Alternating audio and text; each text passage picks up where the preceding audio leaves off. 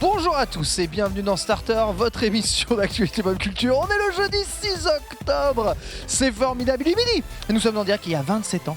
Nous fêtions l'anniversaire de ce jeu extraordinaire. Regardez la beauté de ce jeu pour la Super Nintendo, c'est incroyable. Yoshi's Island Super Mario World 2. Vous regardez Starter, c'est parti, let's go.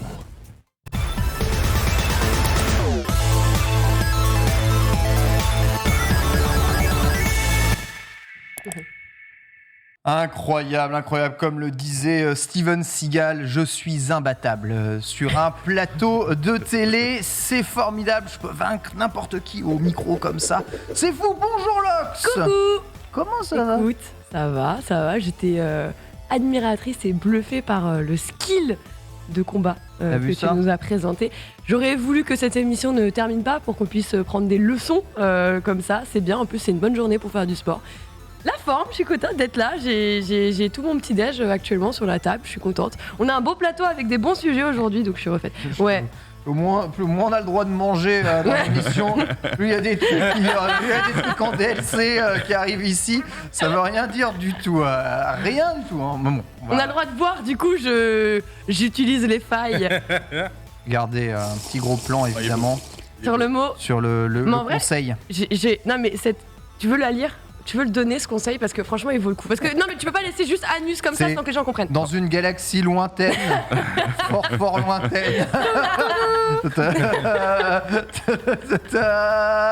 Pourquoi il y a marqué Anus? Bah, tu vas découvrir une histoire. Otaksu, il y a eu le droit juste avant. La nature n'a décidément pas fini de nous étonner. Miam miam. Incroyable mais vrai, les concombres de mer respirent par l'anus. Mais non. La nature n'a décidément pas fini de nous étonner. Et alors, nous diriez-vous, et ouais alors, qu'est-ce que ça va changer à ma vie ? Bah absolument rien. Eh bien la prochaine fois que vous regarderez fixement vos pieds pendant un rencard parce que vous n'avez rien à vous dire, ça arrive souvent ça, c'est triste, hein. Souvenez-vous de cette bouteille, vous aurez alors un sujet de conversation original pour briser cet insupportable silence. Cette astuce vous permettra de découvrir par la même occasion si la personne a le même humour que vous. Dans le cas contraire, levez-vous sans un mot et dirigez-vous vers la sortie. Ah, c'est rédhibitoire. Hein. Si quand je dis anus, la personne ne rigole pas en face, allez, ciao. Je mets pas immédiatement, évidemment, à ce... Peu importe le type de relation, c'est mort. Voilà, en tout cas, il n'y a pas que des trous du cul sur ce plateau, puisqu'on est en compagnie d'Otaksu. Comment ça va ? Mais comment tu veux que je rebondisse sur ce... je ne suis pas un trou du cul, je viens de l'apprendre, ça me fait plaisir. Bah évidemment, bien sûr. Ça va très bien, apparemment je porte un t-shirt Nathan Drake de ce Oui, c'est vrai, c'est 100% Nathan Drake. Alors on appelle ça beige chez moi, mais pourquoi pas. Alors, c'est les petits... C'est le petit col Mao, bah oui, tu n'as pas. Moi j'aime beaucoup les petits col Mao. Attention, voyez, même si j'ai plus l'allure de Nathan Drake qui a mangé Nathan Drake et Sully. Non, mais on a l'impression qu'on a fusionné Kratos et Nathan Drake. Oui, voilà, on a inversé déjà capillairement parlant. Mais bien. Mais merci, écoute, ça fait toujours plaisir de rentrer dans une genre, oh Nathan Drake, bah, c'est bien la première fois que ça m'arrive, très certainement la dernière, mais ça fait du bien. Skipper est avec nous aujourd'hui aussi. Bonjour Skipper. Bah bonjour Ken. Ouais. Je suis extrêmement heureux d'avoir appris que le concombre de mer respirait par les fesses. Et oui. On se couchera tous Et moins bêtes. je me demande du coup quand la Qu'est-ce qu'il fait d'autre émission arrive, il est en apnée. C'est à peu près ça. Ou alors. Ou c'est peut-être là où tu découvres sa bouche en fait, hein, tout bêtement. Il y a comme quand nous on boit d'ailleurs. Tu sais, on a eu cette réflexion avec Augustin hier. On s'est dit c'est quand même bizarre qu'on ait le même trou pour boire et pour respirer. Vraiment. Du coup t'es en apnée quand tu bois. Le même trou ? Bah non. C'est dangereux. Tu peux respirer par le nez en buvant. C'est dangereux. Non mais ça passe par le même canal vers ses poumons. Est-ce que tu es sûr que tu veux le faire en direct avec des preuves visuelles ? Ne nous lançons pas dans un cours d'anatomie justement ici. Hasardeux. Tu peux souffler par malheureusement, personne n'a passé sa première année de médecine malheureusement ici. Voilà. Mais on sait. Qui est en médecine et nous regarde ici Il y a des médecins. Y a-t-il des médecins dans la salle, hein ? Pouvez-vous nous expliquer pourquoi est-ce que nous buvons et respirons par le même trou ? Merci beaucoup. Seules les mauvaises réponses sont acceptées, bien entendu. Aujourd'hui au programme de ce starter, un programme extraordinaire. Non, le programme il est vraiment pourri, on est sincèrement désolé parce que c'est demain que le programme il sera vraiment cool puisque toutes les annonces sont ce soir. Le film Mario, EA Electronic Arts, Pokémon Pokémon, le nouveau trailer. Bref, c'est pas grave, on va quand même parler de trucs sympas. Brise de Nice pour y revenir pour un 3e opus qu'il appellerait sûrement Brise 4. Je t'ai cassé. Histoire de sauter un épisode exactement comme Ala 2 l'a fait, c'est formidable. Prochain jeu sur PlayStation 5 leaké. Plusieurs studios ont malheureusement fait fuiter les projets sur lesquels ils étaient en train de travailler pour PlayStation 5, mais aussi sur le PlayStation VR. On va voir un peu ce sur quoi ces studios travaillent. Est-ce que ça vous intéresse, les projets, sachant qu'on parle vraiment ici de first party, même si ce ne sont pas forcément des PlayStation Studios qui développent tout ça. Puis on va parler anniversaire, puisque les étoiles s'alignent pour Xbox et Bethesda. Ils vont fêter un nombre incalculable d'anniversaires divisibles par 5. Vous savez, les meilleurs anniversaires possibles, tous les 5 ans, bien entendu. Le quart de siècle pour beaucoup d'entre eux. Et on va voir, évidemment, si parmi tous ces jeux vidéo, il y en a qui vous ont marqué, des grandes licences qui vous ont marqué. Mais c'est vrai qu'il est logique, la plupart des jeux ont tendance à sortir octobre, novembre, les périodes de fête, etc. Grosse période de sortie de jeux vidéo, pas étonnant de voir autant de licences Microsoft briller, on en discute ici. Puis enfin au Taxou, on reviendra avec un quiz sur lequel je ne peux pas tricher. Exactement. Alors bon, là je vais juste expliquer le principe, c'est que j'ai été utilisé l'IA DALL-E pour nous créer des chroniqueurs, de nouveaux chroniqueurs pour Starter, à partir de persos populaires de la pop culture, bien évidemment. Tu veux déjà nous remplacer, quoi. Trop stylé. Ça, c'est le cadre. Alors, évidemment, je n'ai pas été sur des trucs super nerdy à base de Genshiken ou NHK Nyokozo. Ce sera que du très très grand public. Merci beaucoup. Ne vous inquiétez pas. C'est pas la reste, moi. Mais t'en fais pas, personne, c'est normal. C'est fait. C'est pour ça. Voilà. Mais Lee, c'est très bien. Mais oui, on va découvrir ça. On va voir si vous connaissez bien les persos de la pop culture, même quand c'est une IA qui les dessine. Et ça va être intéressant, on va voir tout ça, si on peut reconnaître un peu tous ces personnages. On viendra ensuite après sur le reste de l'actualité dans la Select Lox. On a quand même quelques petits trucs. Oui, on a de quoi quelque chose à se mettre sous la dent, c'est déjà pas mal. On commencera avec du Wild Hearts, puisque oui, Wild Hearts a réussi à se redévoiler encore un peu plus. On a eu 7 minutes de trailer supplémentaire avec, bien, vous l'imaginez bien, du gameplay qui le Monster Hunter d'Omega Force, on rappelle. C'est complètement ça. C'est littéralement ça. Et après, on ira sur l'un des jeux versus préférés, à moi et à Reza aussi. D'ailleurs, pas Reza quand même. Et oui, Mortal Kombat qui, si vous vous demandez s'il nous réserve une surprise pour leur anniversaire qui aura lieu la semaine prochaine, eh bien, c'est non. Ça, c'est dégoûté. C'est pourtant si bien maîtrisé. C'est ça ton jeu de combat préféré. Non, c'est chling, tu vois. Voilà. Ouais, t'as pas les bruits de chaîne, toi, hein? Personne pour un. Il y a Birdie, il parlait bien. Ah, c'est vrai, pas mal. C'est vrai, bien vu. En tout cas, oui, on fera un point là-dessus. Moi, je vous le dis tout de suite, je vous spoil. Ouais, petite déception, mais bon, on s'en contentera. Après tout, ce n'est qu'une petite trentaine d'années qu'ils vont fêter. On repartira du côté de chez Bandai Namco, mais Europe qui. Bankai. J'étais trop dans le. C'est la version évoluée. Merci, j'avais oublié. Je suis encore dégoûté, on n'a toujours pas le simulcast. Non, Bandai Namco Europe qui deviennent officiellement actionnaires majoritaires d'un studio en particulier. Ça fera suite à des choses dont on vous a déjà évoqué. Avant de partir sur un autre jeu que j'aime, non, je n'ai pas du tout placé mes jeux dans la Select. Aujourd'hui, j'ai pris ce qu'il y avait, je vous l'assure. Mais oui, Apex Legends qui... On tient une news sur Apex, bizarre. Non, mais il y a une news sur Apex, c'est pas le Alors tout le monde sait que là, il faut Overwatch 2. Il y a souvent...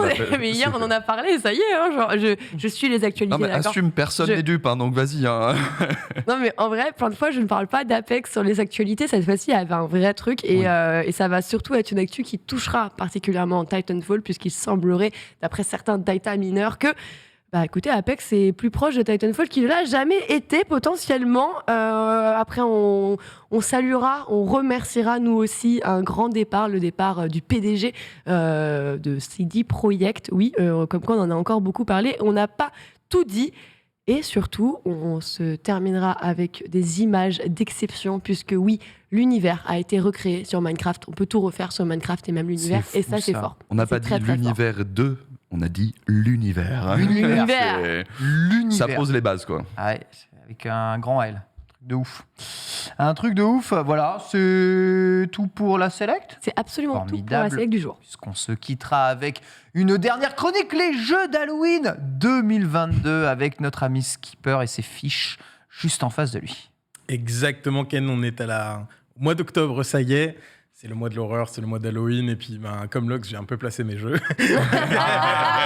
Parce qu'effectivement, bon, je me suis dit, on va pas revenir sur le sempiternel, Resident Evil 2 Remake, etc. Donc, je vous ai fait une petite sélection des jeux qui m'ont personnellement touché, des jeux récents aussi, que vous avez peut-être pas fait pour Halloween 2021, parce qu'ils sont sortis depuis. J'en ai pas fait pour aucun Halloween, moi.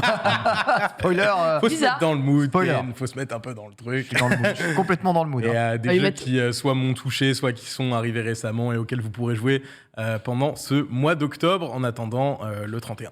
En attendant 31, on verra ça évidemment en fin d'émission. C'est parfait. Let's go. Vous connaissez le programme du jour. On commence tout de suite avec le menu principal.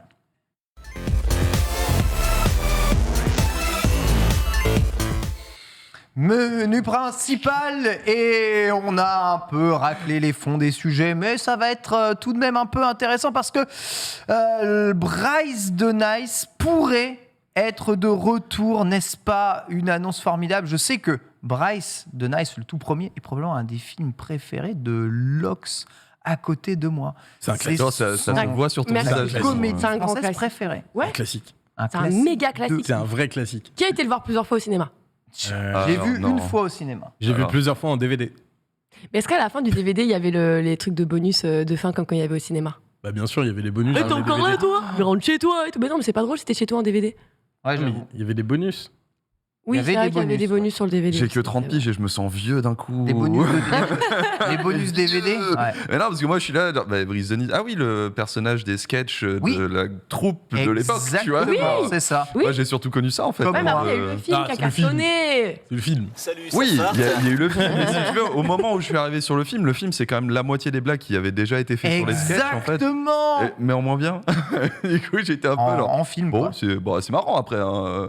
Surtout que j'étais dans l'âge où tout le monde s'amusait à se casser. C'était cassé. Mais voilà, quoi, C'était tu vois. exceptionnel, c'était exceptionnel. J'avoue, avant même qu'il fasse Bryce de Nice, nous, dans les cours de récré, ça faisait déjà le casser, parce que Jean Dujardin avait déjà forcé Oui, voilà, les Nous, c'est avec nous, les Nous, c'est nous sa troupe. à l'infini sur France Télé, il me semble, Très à la fort. base. Et voilà, c'était un peu la troupe les nuls quelque part, avant qu'ils se soient tous dissous et que finalement il y ait que Jean Dujardin qui ait une vraie carrière.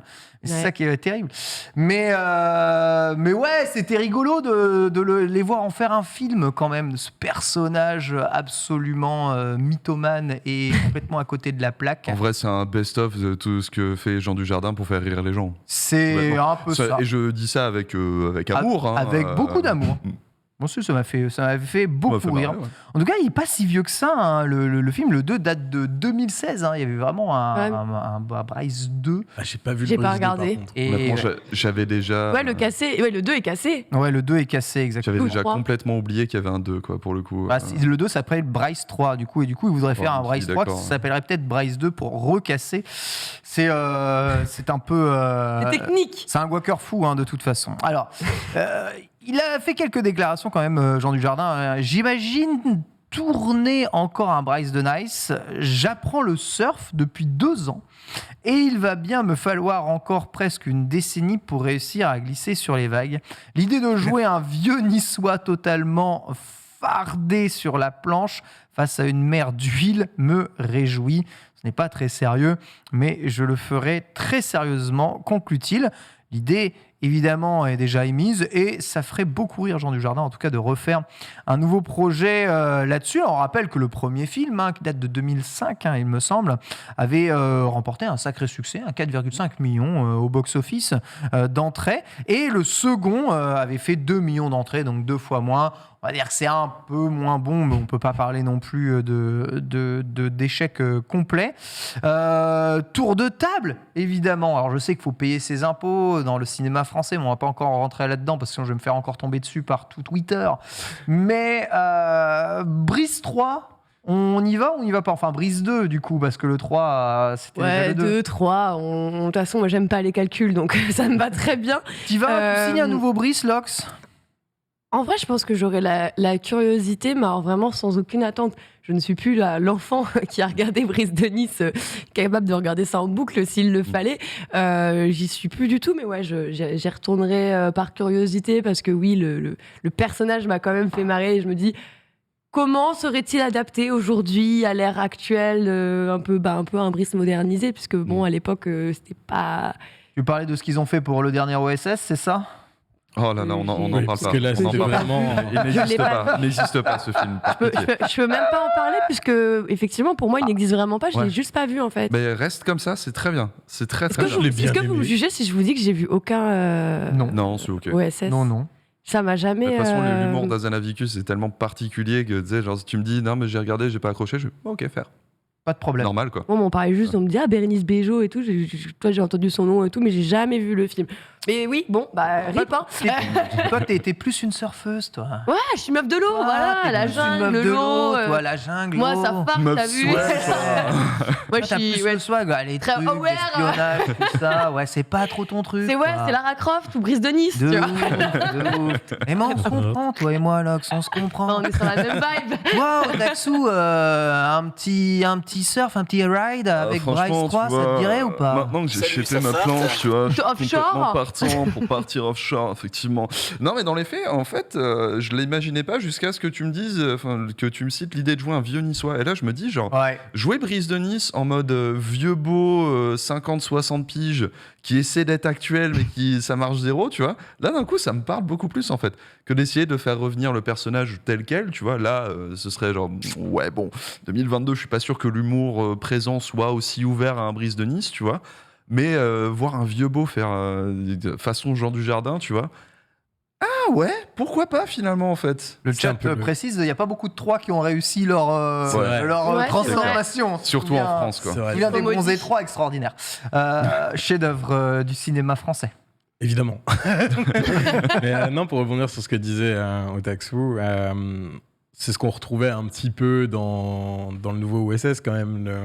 Le personnage de Jean Dujardin, vieux, plus forcément l'agent le plus frais du tiroir, tu vois. C'est vrai. Face justement à la jeunesse et à la clinquance de Pierre Ninet.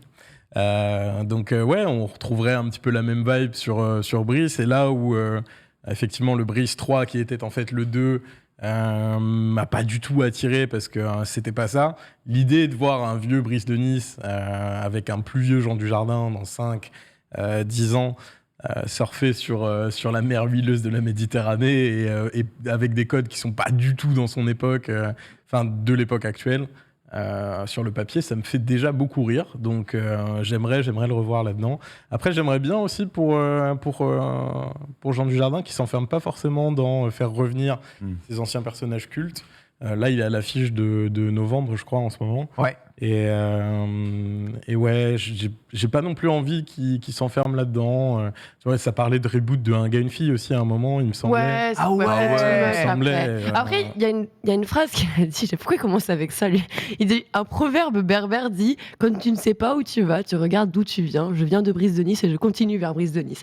Donc tu vois, il a quand même balancé cette phrase où je me dis, par contre, je viens de me faire une réflexion là. Je viens de voir en train de passer de la wax sur sa planche. Il y a écrit cassé, et c'est vrai que son cassé, c'est un cassé comme la Carmine. Ouais, tout à fait, c'est vrai, ça pourrait être le nouveau sponsor. Je viens juste de faire la. Je sais pas Ça s'ils pourrait apprécieront le complètement parallèle. Non, je sais pas du tout. Mais... Nouveau ils ont de sponsor l'humour. peut-être de la K-Corp. On va franchement, pas y aller encore parce que je vais pas Jean arrêter de Dujardin, me faire tu prends. suivre sur Twitter. Ah Ça, oui, ça suffit. casser Brice, casser Jean Dujardin, C'est Jean Dujardin, tous les jours. Il y a personne se n'en est aperçu, mais je pense qu'il y a moyen qu'il y ait un compte Twitter qui soit créé dans l'après-midi là. Écoutez, franchement, juste pour la blague, les gens semblent être quand même relativement chauds.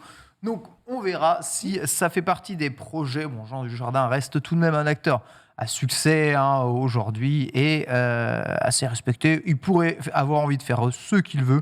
Et s'il veut reprendre ses anciens personnages, voilà. Oscarisé, quand même, respect sur le monsieur. Bien sûr, évidemment. Du respect.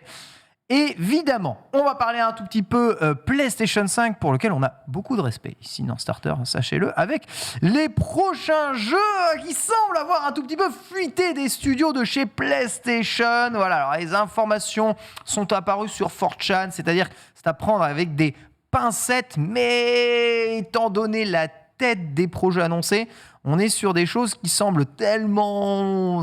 Et il y a plusieurs sources qui ont confirmé pour le coup. Ouais, en vrai, ça semble tellement vrai. Ça sent très bon. Ça sent vrai parce que vous allez le voir, c'est tellement obvious tout ce qui va être annoncé que personne ne s'étonne réellement de ça. Donc 7 projets en tout. Guerrilla Games, donc les développeurs de Horizon, travailleraient sur un nouveau Horizon. Mais ce coup-ci, un jeu online, jeu à service multijoueur pour PC et PS5 dans l'univers d'Horizon. On va rediscuter un peu de ça juste après. Firesprite serait en train de travailler sur un jeu qui s'appelle Heartbreak. Alors Firesprite, je vous rappelle, ce sont un studio de développement VR qui fait pas mal de jeux VR pour PlayStation. Ils ont fait notamment Astro VR, etc. Bref, ils travaillent sur un nouveau Survival Horror PC PS5. Bon, je pense que ça serait aussi un jeu VR, Sumo Digital. On les connaît aussi bien. Ils travaillaient sur un jeu qui s'appelle Carbone, un jeu multijoueur en monde ouvert. Puis ensuite, on a Lucid Game qui travaillerait sur Red Star, donc un jeu de combat en véhicule multijoueur. Lucid Game, c'est Destruction All Star. Ouais. Ok, c'est Destruction All Star. Et ils travailleraient sur un Destruction All Star 2. Donc, là, jusque-là, c'est assez ouf. Kojima Productions qui travaille sur un jeu qui s'appellerait Océan. Alors ça, ou Ocean, ça c'est évidemment le truc qui fait peut-être un peu plus parler. Globalement, à tous les coups, ce sera Death Stranding, mais sur la mer. Voilà, il faudra juste livrer des conteneurs. Moi, j'aime plus déjà. J'aime plus. Ah ouais. Tu commences en pagayant sur la rivière et tu termines à la fin. Je veux me dissocier de cette émission qui manque de respect à Death Stranding, qui est un très bon jeu. Mais absolument, j'ai jamais dit le contraire. Un très bon jeu FedEx. Tu n'as pas compris la philosophie. Oh, mais bien sûr que si. C'est juste que c'était un peu long, quoi. Kojima, il a fait un brainstorm avec toute son équipe. Il a fait comment on fait encore plus long et chiant que Death Stranding. On enlève les montagnes. Mais vous êtes des fous, mais vous. Ouais, parce que le message n'était pas assez bien passé la première fois. Parce qu'avec les montagnes, on s'amusait un peu quand même en se déplaçant. Il y avait de la grimpette. Alors que dans la mer, dans l'océan où il n'y a rien, vraiment, on se fera chier. Alors, est-ce que tu sais où est-ce qu'il n'y a rien dans le fait que tu présumes que c'est un Death Stranding sur l'océan, juste sur un nom de code. C'est un nom de code, mais il n'y a pas rien dans l'océan. Attention. Il n'y a pas rien dans Death Stranding.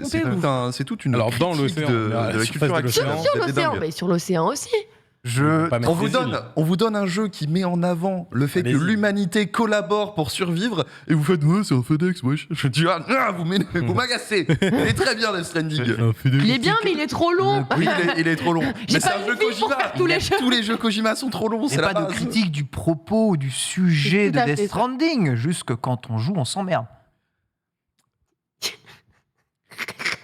Voilà. Et donc, du coup, Ballistic Moon travaillerait sur un jeu qui s'appellerait Bates, un survival horror. Encore, c'est beaucoup de survival horror. Et London Studio travaillait sur Camden, un jeu à service. Alors, vous savez, un politique game à service très très forte maintenant chez PlayStation. Une volonté d'accentuer le multijoueur, d'accentuer les sorties PC rapides. On vous en parlait un peu dans Starter.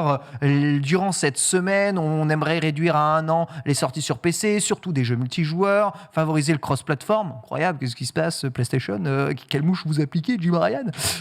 C'est fou, peut-être une mouche belge pendant qu'il allait dénoncer Microsoft du rachat. Je ne sais pas, mais en tout cas, les décisions sont prises et le jeu à service va être une grande part ici des volontés de chacun. Alors, on va discuter évidemment de quelques-uns de ces projets. Autant on n'avait pas trop de doutes sur certains jeux. Autant Guerrilla Games qui donc retravaille sur Horizon, mais en mode multijoueur online, game as service. Est-ce que les joueurs d'Horizon, à mon avis, ont envie de ça? Non. Est-ce qu'ils ont envie de ça? Je pose la question vraiment. Non. C'est quoi la... ouais. Toi, même là, comme ça, on me dit un jeu multi dans l'univers d'Horizon. On fait quoi? Comment Genre, c'est les factions qui vont...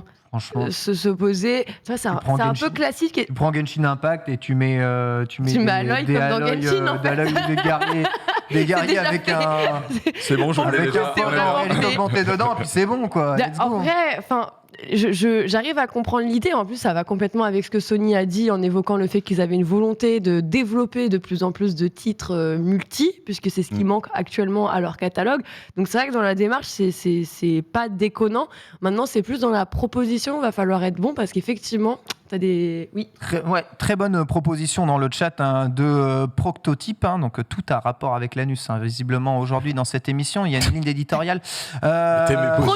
Prononcez. Un Monster Hunter like, finalement. C'est un jeu de chasse, Horizon. Et pour le coup, d'un point de vue du gameplay de chasse, c'est plutôt pas trop mal. Mais ça pourrait être mortel. Et en plus, ce truc, c'est justement, tu le disais, genre Sony a une nouvelle proposition multi. Le truc, ce qu'il faut voir, c'est que dans son histoire, plutôt période PS4, ils ont essayé de faire ça, mais avec d'autres studios. Et du coup, les projets étaient un petit peu foireux la plupart du temps, ça se loupait comme pas permis. Là, faut voir qu'ils essayent avec l'un de leurs plus gros studios, si ce n'est le plus gros, en fait, Guerrilla Games. Donc, ils veulent vraiment se donner les moyens de faire quelque chose de propre. Si en plus, on a effectivement un Monster Hunter Like, l'avantage, en fait, du jeu service, c'est que c'est un truc où tu peux tout faire. En fait, tu peux imaginer n'importe quel genre. Tu peux avoir un MMO vraiment pur, ou tu peux avoir, effectivement, aller vers du Monster Hunter, des trucs comme ça. Je pense qu'il y a un gros truc à faire, et je pense que s'il y a un studio Sony qui est capable de le trouver, c'est Guerrilla Games. Cette phase de gameplay qu'on est en train de voir actuellement définit à lui tout seul tout ce que je déteste, je crois, dans ce jeu. Oui, c'est... Viser des putains de points faibles à l'arc du cul que j'arrête pas de rater tout le temps. Avec une manette symétrique, Ken. Ouais, avec les joysticks là comme ça. Voilà. Il est très bien au clavier et à la souris, le jeu. Par contre, il sera sur PC. Donc c'est vrai que peut-être clavier-souris, déjà, tu te sentirais mieux. Ouais, puis Horizon est sur PC aussi, le premier. Donc, je sais pas, moi je trouve que c'est vraiment pas dans l'ADN du jeu d'aller chercher de l'expérience multi. C'est pas du tout comme ça que j'imagine Horizon. Après, bon, on n'est pas à la place des devs ni à la place du studio. Faudrait savoir à quel point c'est plus une envie de Sony ou une envie du studio d'aller pencher vers de l'expérience multijoueur, à quel point ils ont des idées, à quel point ça peut être pertinent ou pas. Donc ça, malheureusement, on ne le sait pas. Mais c'est vrai que j'ai du mal à l'imaginer. Après, ça laisse de la place à la surprise aussi. Surprenez-nous, Guerrilla. Guerrilla, c'était Killzone d'ailleurs, non ? Oui, tout à fait. Ils ont déjà fait du multi. Ils ont déjà fait du multi. Ils connaissent, voilà, ils ont une certaine expérience. Après, est-ce que c'est cet univers-là, est-ce que c'est cette licence-là vers laquelle il faut tendre ? Je sais pas trop. Je me permets d'émettre un petit doute. Pour donner un peu d'eau au moulin du est-ce que c'est leur décision, est-ce que c'est Sony qui les pousse ? Je pense que vu que en fait le président de Guerrilla Games est devenu le grand patron de tous les studios. Ça m'étonnerait que Sony puisse pusher en mode vous faites ça pour Guerrilla Games, et en plus un des studios dont ils ont le plus besoin aujourd'hui avec Naughty Dog. Je pense vraiment que c'est une volonté du studio. Insomniac. Tu vois, Insomniac, Naughty Dog et Guerrilla, c'est la tête de proue des studios PlayStation. Il y a pas l'expérience VR sur Horizon, j'y crois. Oui. J'y crois beaucoup. Ça a l'air très bien, ouais. Mais alors l'expérience multi, bon. J'ai pas l'imagination pour y aller, tu vois. Voilà. C'est aussi pour ça que Artornas incite sur le chat, on se souvient encore de l'expérience multijoueur mémorable de Ghost of Tsushima. Les serveurs sont encore plein ras-bord, bien entendu. Avec Sucker Punch aussi, bon studio, hein. Bah oui. Ouais, mais ils sont. Eux, ils travaillent sur Ghost of Tsushima 2. Sucker Punch, le problème, c'est qu'ils sont en dents de scie la plupart du temps. C'est qu'ils ont un énorme truc et après, ils font un truc qui est pas ouf, après un très bon truc. Voilà, tu vois, genre, les Infamous, le premier était sympa, le deuxième a explosé, le troisième, bof. Et après, ils font Ghost of Tsushima. Tu vois. Ils n'ont pas le même créneau qu'un Naughty Dog ou un Guerrilla. Je vous rappelle que pour voter, vous avez juste à regarder en haut de votre chat Twitch, peut-être pas forcément tout le temps apparent sur l'application ou sur vos télévisions, mais en tout cas sur PC, vous avez toujours le sondage qui apparaît en haut. Voilà, vous avez 3 choix possibles. Jeu, Horizon, multi-joueur. Vous dit-il oui, non, pourquoi pas ? On est pour le moment non à 57%. Autre chose que je vois aussi, on voit avec tous ces partenaires et les PlayStation Studios qui développent beaucoup de jeux, c'est qu'on a l'impression que PlayStation a une envie de se dissocier un peu de tous ces studios qui pourraient ne plus développer des jeux que pour eux. Je pense à Capcom, je pense peut-être à Square Enix, je pense à tous ces studios-là qui pourraient avoir une envie de multiplateforme en créant ces Survival Horror, en créant ces jeux de chasse, en créant ces jeux multijoueurs, en diversifiant les propositions et le genre de jeu via les PlayStation Studios et via les jeux qui font des first party pour PlayStation. Ça donnerait à PlayStation une ludothèque et un genre de jeu extrêmement différent à son actif. Pour moi, c'est un plutôt bon plan. Enfin, le Monster Hunter Horizon, je trouve que c'est une bonne idée. Et pas dépendre de Capcom sur PlayStation pour vendre des jeux qu'ils pourraient faire eux-mêmes de chasse. Voilà. Après, ils ont essayé cette stratégie sur PS Vita et ça s'est foiré comme pas permis aussi. Tout à fait. Tout à fait. Même si les jeux étaient très bons, j'ai adoré Soul Sacrifice notamment. Enfin, une fois qu'on avait Soul Sacrifice Delta, ou je sais plus comment il s'appelait, le 1.5, quoi, tu vois. Mais généralement, quand tu essaies de chasser une traîne comme ça, tu seras jamais Monster aussi Hunter, bon c'est que dur à celui déloger. qui a fait la traîne. Quoi. Ouais, c'est vraiment dur à déloger. On va parler un tout petit peu du coup de Kojima Prod et son projet Ocean. On trollait un tout petit peu ici avant, mais on sait que Kojima travaille avec Microsoft pour un projet, avec PlayStation pour un projet, et sur un autre projet qui lui est Kojima Prod, à vendre au plus offrant.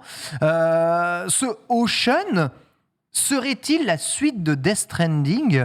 Otaksu a-t-il montré la volonté de faire une suite ou d'étendre le lore de Death Stranding? Je n'y crois pas du tout. Ok. Je pense que Kojima aujourd'hui veut bosser sur des projets bout en bout, comme il a toujours voulu le faire en fait. Hein. C'est quand même un mec qui est très inspiré du ciné. La plupart du temps, quand il termine un truc, il fait c'est le dernier, après il y revient. Mais c'est le dernier, tu vois. Je pense que sur cette période-là où Kojima est un peu Monsieur Sexe, tout le monde veut le choper.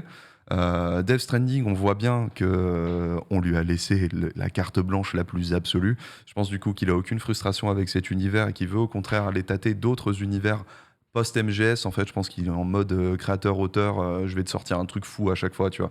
Donc non, je le vois pas revenir sur un Death Stranding du tout. Là où je suis le plus curieux en vérité, par contre, c'est sur son projet Xbox, vu que ce sera intégré au cloud. Je me demande s'il est vraiment capable de faire un game design qui ne fonctionne que dans le cloud, parce que c'est ça que je suis curieux de voir aujourd'hui. Sur ce truc-là, Ocean, écoute, seul truc que je peux te dire, c'est Kojima dans l'eau, pourquoi pas.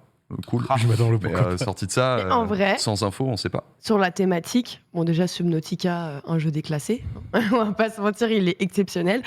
Moins le 2, c'est vrai, Zero Below, un peu moins fou, mais... c'est la donne, quoi, c'est sympa. Mais le 1, une si t'enlèves le pépite... pingouin, il n'y a rien dans le jeu. Hein. C'est vrai. En vrai. En vrai, ouais.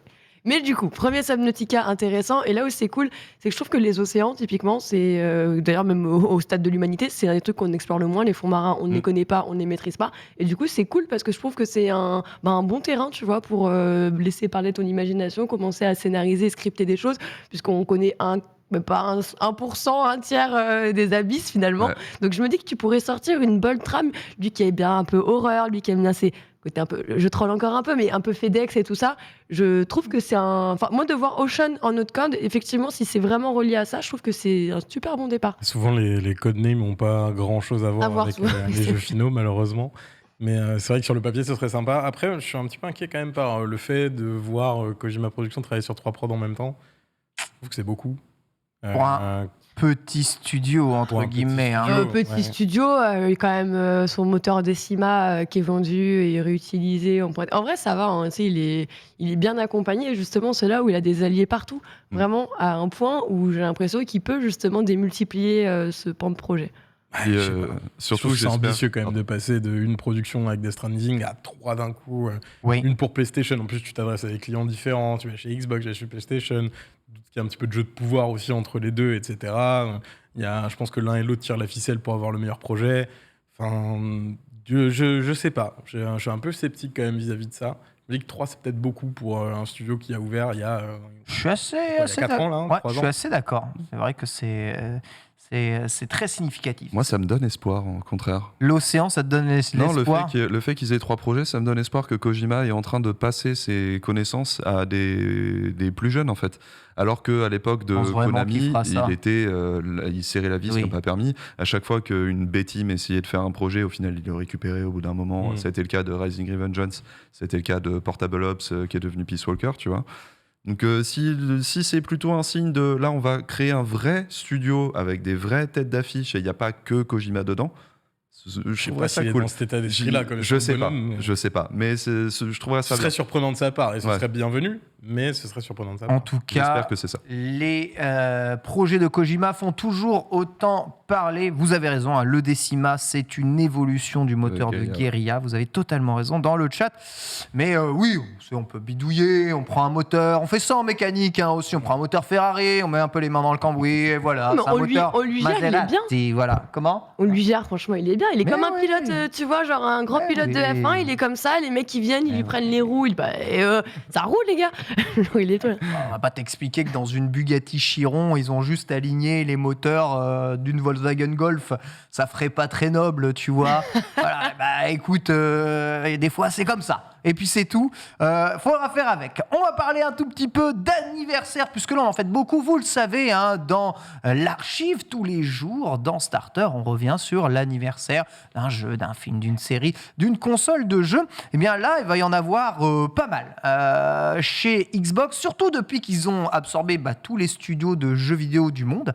Ils ne sont plus que tout seuls, du coup ils peuvent faire plein d'anniversaires dont ils ne sont pas forcément à l'origine de base. Ainsi, on va fêter 5 anniversaires de franchise, 40 ans de Flight Simulator cette année, 11 novembre. Vous savez, on a toujours rigolé, c'est pas drôle, hein, mais Flight Simulator était sorti pour le premier, 11 novembre. C'est date un peu tragique pour l'aviation mondiale. Ah ouais, j'avoue, le 11 septembre. C'est 11 novembre et 11 septembre. C'est l'armistice. Oui, 11 novembre, armistice. Oui. C'est l'armistice. Ouais. C'est aussi une date clé pour la. C'est ce que j'allais dire, c'est pas non plus. Je me suis pas du tout planté dans ma tête, bien entendu. L'armistice, c'est plutôt Tout était positif quand calculé, même. nous sommes des Exactement C'est la ce à fin. quoi je pensais. Vive les avions.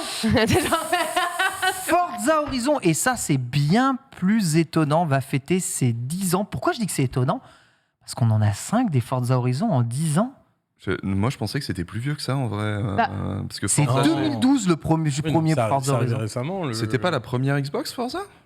Horizon. Ah non, c'est que ça Horizon, ouais, pas Motorsport, tout ça. Le Donc, premier Forza Horizon, il est sur fin de vie 360, je crois. Ouais. C'est ça. Oui, c'était en mode la version fun du Forza, Forza classique. C'est très bien. Le premier Forza Horizon, c'est vraiment adoré. Je pensais que c'était une série qui datait de plus que ça. Et en fait, non, il s'est passé que 10 ans entre le premier et le 5. Ça veut dire qu'il en sort un tous les 2 ans de Forza Horizon. Mais il se passe quoi là ? Mais même le Forza classique, c'est pas si vieux que ça. Hein.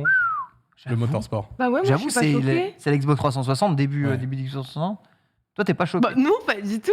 Mais moi, je me dis 10 ans, c'est pas beaucoup. C'est pas les mêmes studios qui développent les Horizons, donc forcément, ils en font pas un par an. Donc, comme des fois, t'as la transi avec un Motorsport qui va arriver, le temps qu'ils refassent l'Horizon. Les jeux sont tellement taffés, je trouve, Forza Horizon, que je me dis, sortir un jeu tous les 2 ans, comme ça.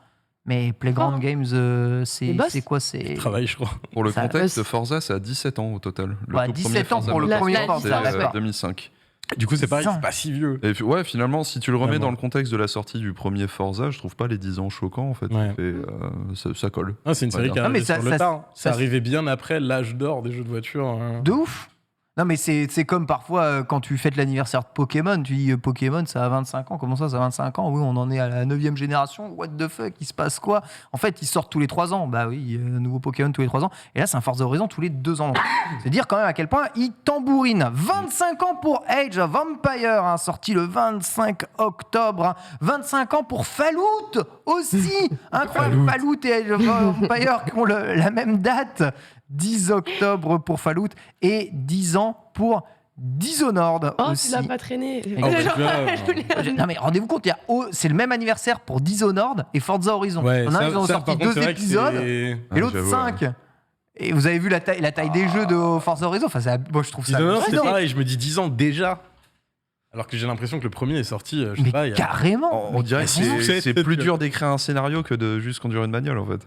Oui. Fondamentalement, c'est pas si choquant. Je veux dire, Dishonored, c'est un jeu, j'ai pas envie de dire complet, mais c'est une expérience narrative. Forza, t'es là pour conduire des bagnoles, c'est cool, tu vois, mais t'es là pour conduire des bagnoles, ça se développe un petit peu plus facilement. Tu dis ça parce que c'est français ?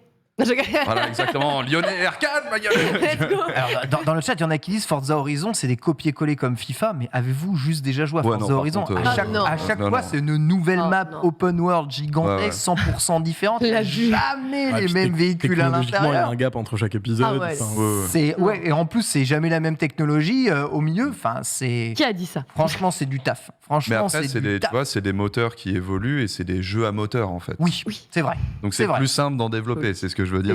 C'est joli, c'est très beau. C'est vrai. Le gameplay change pas, le moteur change pas, donc on a une véritable évolution, on gagne énormément de temps là-dessus. Il n'y a pas de scénario dans le jeu, ça fait gagner y a énormément de temps. C'est ça. Bien sûr. T'as ton avatar qui est drivé par une petite petite ligne scénaristique. Mais bon, juste moi, refaire un open world cohérent, gigantesque, ultra animé comme ça, à chaque fois, tout le temps. Il est exceptionnel. Ça me rend... le dernier, 2 ans, je dis c'est du taf de ouf. Il a vraiment pas volé ses prix, quoi, pour le coup. Ils ont tellement peaufiné, taffé. Mais pour moi, ils se sont vraiment creusés jusqu'au point ultime de l'accessibilité à tout domaine. Enfin, je veux dire, quand t'as quand même quelqu'un qui vient te signer les peu de cinématiques que tu as dans ce jeu, tu peux que dire ok, merci. Les hommages à la culture locale, aller chercher des graffeurs, en tout cas, des sachez artistes. Que ça n'impressionne pas le chat. En tout cas, 2 ans, on fait oh là, ils ont refait une map, oh là là, super. Depuis génial. le début, c'est comme ça en plus. Depuis le début, la map de Forza Horizon, elle était déjà énorme et très bien fournie. Donc, depuis le début, ils travaillent bien sur la licence. Je trouve que 2 ans, c'est court quand même. En tout cas, ils m'ont jamais donné l'impression de rejouer au même jeu à chaque fois que je lançais une version de Forza Horizon. Non, ce qui est très fort parce que oui, vous avez raison. D'un point de vue physique, c'est un peu pareil. D'un point de vue mission, c'est un peu pareil. Mais... C'est une voiture, c'est un jeu d'arcade. C'est une voiture qui roule, quoi. Et il n'y a pas de souci avec ça. Ce qui est étonnant, je trouve, par contre, dans la réaction du chat, c'est que, tu vois, à une époque, les jeux de bagnole, c'était les vitrines graphiques dont tout le monde se souvenait, alors qu'aujourd'hui, on est en train de ils en sortent comme des FIFA. Je suis bah merde, putain, ça a bien changé quand même. C'est là que c'est impressionnant parce que tu dis, t'as pas l'impression d'avoir une satiété de Forza Horizon. Tu vois, à chaque fois qu'ils en annoncent un, t'as l'impression qu'il s'est passé un temps correct avec le dernier. Et c'est fou de se dire que c'est tous les 2 ans finalement, parce qu'on s'en rend même pas compte. En tout cas, sachez que la licence qui parle le plus aux gens, c'est Fallout. T'es choqué ? Et ouais, Fallout. Bah oui, on a des gros gamers de Fallout ici. Alors Fallout, est-ce que c'est une licence qui existe encore, ça, vraiment, Fallout? Bien sûr, on a Fallout 76. Soyons qui est gratuit en ce moment. Soyons sérieux 5 minutes. Prime, merci Daddy Bezos. C'est quand la dernière fois qu'un Fallout nous a un peu... Arrête, tu peux New pas Vegas. dire ça. Fallout, c'est la série que tu dois dire que tu aimes, même si personne n'y joue. Sinon, sur Internet, tu te fais avoir. On a la PC Master Race qui nous regarde, là on est obligé. Non, c'est très bien Fallout. J'ai adoré tous les épisodes, particulièrement, tu vois, tu peux faire un petit peu classique en mode genre. Moi, j'adorais quand c'était un TPS 2D, tu vois, quand c'était New Vegas, c'était le bien. top down, tu vois. New Vegas, c'était bien, mais vas-y, Fallout maintenant c'est garage. Hein. On attend le prochain, on va dire, mais c'est. Oui, après 76, non, j'attends pas le prochain. Moi. Ouais, voilà. 76, c'était vraiment le projet de la B-Team à l'arrache, et ça s'est vu au lancement directement. Je suis quand même curieux de voir ça, mais si je suis plus curieux de voir Elder Scrolls aujourd'hui, tu vois, Elder Scrolls 6. Oui, on comprend après. Il y a quelqu'un qui a écrit c'est l'anniversaire de sa mort. Je rappelle qu'il me semble... Hommage posthume à Fallout. Non seulement il y a très probablement un nouveau Fallout qui risque d'arriver. Oui, il sortira après Elder Scrolls 6. Il commence d'abord par Elder Scrolls 6. Merci beaucoup, Paul. Mais en plus, vous savez qu'ils ont officialisé certains modes de Fallout 4, il me semble, ou Fallout 76, pour devenir des jeux à part entière qui seront même vendus en dur sur Steam. Donc, la communauté fait vivre aussi un peu Fallout. L'univers est quand même sacrément unique et reconnaissable entre tous. L'ambiance musicale, le style de gameplay. Voilà, oui. Grand jeu, 25 ans. Donnez-nous Starfield, s'il vous plaît. Voilà. Toi, c'est Starfield, évidemment, ton objectif de vue. Alors, je suis très content de savoir qu'il y a des jeux comme Starfield qui sont faits chez des Bethesda. Starfield, j'ai un peu peur, mais depuis qu'on en a montré des extraits, le jeu ne s'est plus du tout remontré quasiment nulle part. Que se passe-t-il avec Starfield ? J'ai envie d'y croire. Ils ont dit qu'il n'y avait pas d'atterrissage de vaisseau. Moi, on m'a juste un on m'a juste dit, écoute, on a essayé de faire ce que Destiny ils ont promis, ils n'ont jamais fait. J'ai dit d'accord, on va voir. Moi, je vois No Man's Sky, mais avec du budget. Alors, No Man's Sky, c'était chiant quand même. Perso, j'ai pas trop apprécié. Justement, quand tu vois la présentation de gameplay, le premier truc, c'est... mais moi, la présentation, elle m'a fait peur. J'ai quand même envie de jouer au jeu parce que... Je suis curieux. Je sais pas, il y a un truc chez moi qui Starfield provoque, tu vois. Ouais, je comprends. Skyrim, non. Je suis curieux aussi. Mais c'est vrai que le côté No Man's Sky peut faire peur quand même. Mais Ken Skyrim, ça me provoque rien du tout. Zéro émotion. J'ai bien aimé quand même. J'ai essayé mais 14 fois, j'y arrive pas. Arrêtez de... Ah ouais. Otaksu et moi, on est trop JRPG formaté. Là où je vais t'abandonner, Ken, je suis désolé, c'est que j'ai adoré Morrowind à l'époque.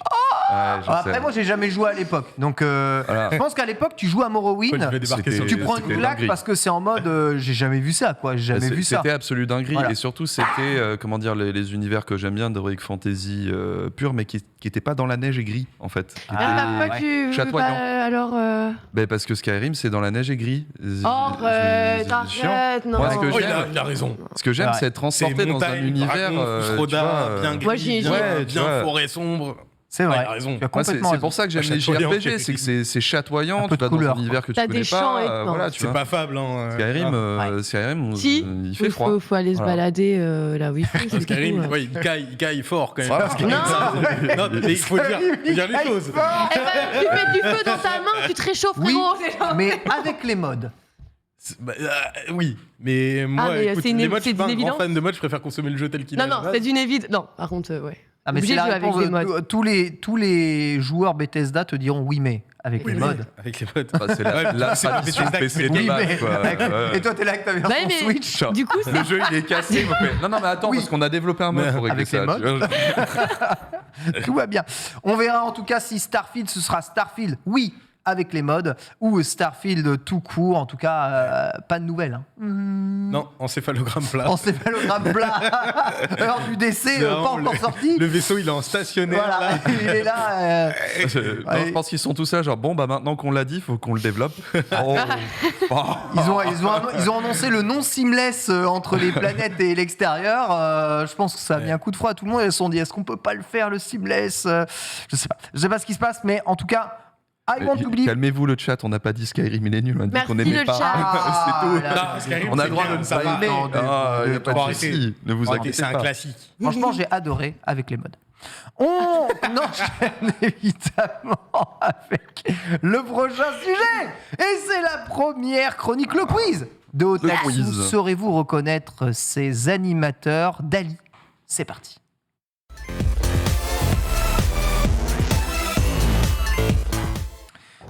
Et oui, incroyable Otaku! Nous sommes en direct du quiz de Starter devant cet écran magnifique. Et tu nous as préparé quelque chose d'alisant. Ah bah écoute, Starter est devenu de plus en plus un succès sur la chaîne de twitch.tv/. Le stream, on le sait, ce qui fait qu'on attire de plus en plus de chroniqueurs potentiels. On va découvrir du coup les photos de certains. J'espère que vous les reconnaîtrez facilement. On démarre facile. On va aller dans le très très compliqué, sachant que le dernier est vraiment vénère. Lançons le premier.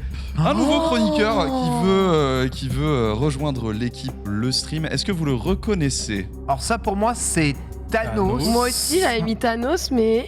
C'est tout à fait Thanos de l'univers Marvel. Bien joué, le Titan. Thanos donc en animateur télé. Sachez que tous les personnages du coup seront en mode animateur télé. C'est trop bien. C'est le prompt que j'ai mis sur Dali. Il tient le monde là. Mais je trouve que c'est une dinguerie et il a l'air vraiment sympa en vrai, tu vois. Ouais. Et il tient vraiment un couteau comme micro. Je vais tuer la planète. Ça fait très très chaud et en plus je trouve que les couleurs correspondent parfaitement bien à Thanos en fait qui est or et mauve. On va passer au deuxième animateur qui aimerait rejoindre l'équipe Starter. Allez, un animateur plus que connu. Vas-y, envoie l'image. Harry Potter. Voilà, évidemment, Harry Potter. Il y a bien la cicatrice et tout. Je te jure, je suis choquée. Alors, sur les trois, parce que quand tu fais une recherche sur Dali, tu as trois résultats. J'ai pris justement la seule qui avait la petite cicatrice. Bravo. Ce que j'aime bien, c'est que le micro fait vraiment univers Harry Potter, en fait. Ouais. Pour moi, c'est un micro, même si dans les films, c'est un micro si t'es un peu fumé, quoi. Il est un peu fatigué. Ouais, mais il est magique et il fait ventilateur. Il faut dire ce qu'il est, il est un peu fatigué. Mais c'est ça qui est rigolo, on dirait que c'est un enfant qui a dessiné un peu le dessin, comme si l'IA était encore... Tu sais qu'il a une DA d'un truc que je connais, j'arrive pas à le sortir depuis tout à l'heure, mais ça me... J'ai l'impression d'avoir vu 14 artistes sur Twitter avec cette DA. Oui, il ressemble au personnage de Brad. C'est vrai que Polo a dit Angela Anaconda pour avoir passé une partie du week-end devant. Non, je peux que dire pas vraiment. Il y a un côté collage d'Angela Anaconda qu'il n'y a pas ici. Oui, mais c'est juste les visages qui sont... La forme du visage, ouais, j'avoue. Ouais. Le desk fait très plat quand même aussi. Ouais. Mais la bouche, je l'avais pas vu de si près jusque-là. C'est une bouche d'enfer. Il a des lips, mon gars. Le troisième perso qui va s'afficher, qui veut rejoindre l'équipe Starter. Alors, ce n'est pas Pokimane. C'est Diva. C'est bien Diva d'Overwatch. Mais je trouve vraiment. Elle est hyper réaliste. On dirait un fanart de Poki. C'est vrai qu'on dirait Pokémon. Complètement un fanart. C'est vrai de Poki. qu'elle fait un peu Pokémon, ouais. Mais de ouf, quoi. Donc, hommage à Iman. On a. Ce que j'aime bien dans cette image, c'est. Tu as une oreille de lapin. Une oreille de Diva seulement. Et un casque audio. Tu sais pas exactement pourquoi. Ça suffit. Mais en termes de coloris, en termes de style, je trouve ça très intéressant. Mais le micro, c'est le truc du présentateur télé, du coup. De toute évidence, oui. Même si vous allez voir que sur certains prompts, ça devient un petit peu étrange. Il y en a un où j'ai pas compris ce qu'il a fait. Mais en même temps, tu comprends aussi. Elle a un petit look aussi idol K-pop. Diva qui en plus est coréenne. Pour le coup, elle fait très K-pop à fond là. De ouf, ça fait une petite fusion. En tout cas, franchement, si on l'avait sur le plateau, je pense que succès, ça marche très bien. Écoute, on va demander à Sunday peut-être de se présenter en Diva. Excellente remarque du chat, il y a un doigt de trop. T'as le chat, toi?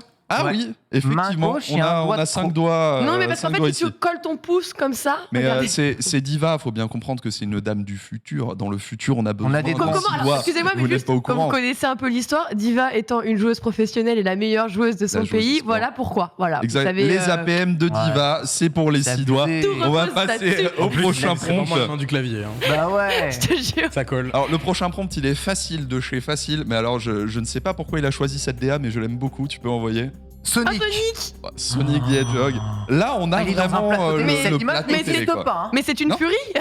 C'est abusé. Alors, on le rappelle, tout ça a été créé par une IA. C'est avec seulement la phrase Sonic as a show host. Ok, est-ce qu'il a pas été aussi un peu tapé dans du Sonic Fox du coup? Alors, pour moi... Mascotte bleu furie un peu. Moi, je pense vraiment qu'il a voulu faire Sonic, mais du coup, directement, plus une peluche, une mascotte, les produits dérivés Sonic. Sonic the Hedgehog, je pense qu'il y a eu un côté écureuil, juste écureuil, tu vois, et après bleu. Il a rajouté des pics. Mais tu vois que genre le faciès, ça correspond pas trop, à moins qu'il se soit inspiré de la première version des films. Là, ça colle un petit peu plus, Sonic, tu vois. J'aime bien analyser comment une IA réfléchit en voyant le truc. Mais alors, le style du truc, c'est quand même... Enfin, t'as l'impression qu'il a pris une photo d'une peluche. Quand même. C'est vrai que c'est marrant. Bah ouais. Mais complètement. Et par contre, il fait peur. Et son show s'appelle S Sonic. Ça marche super bien. En fait, c'est le...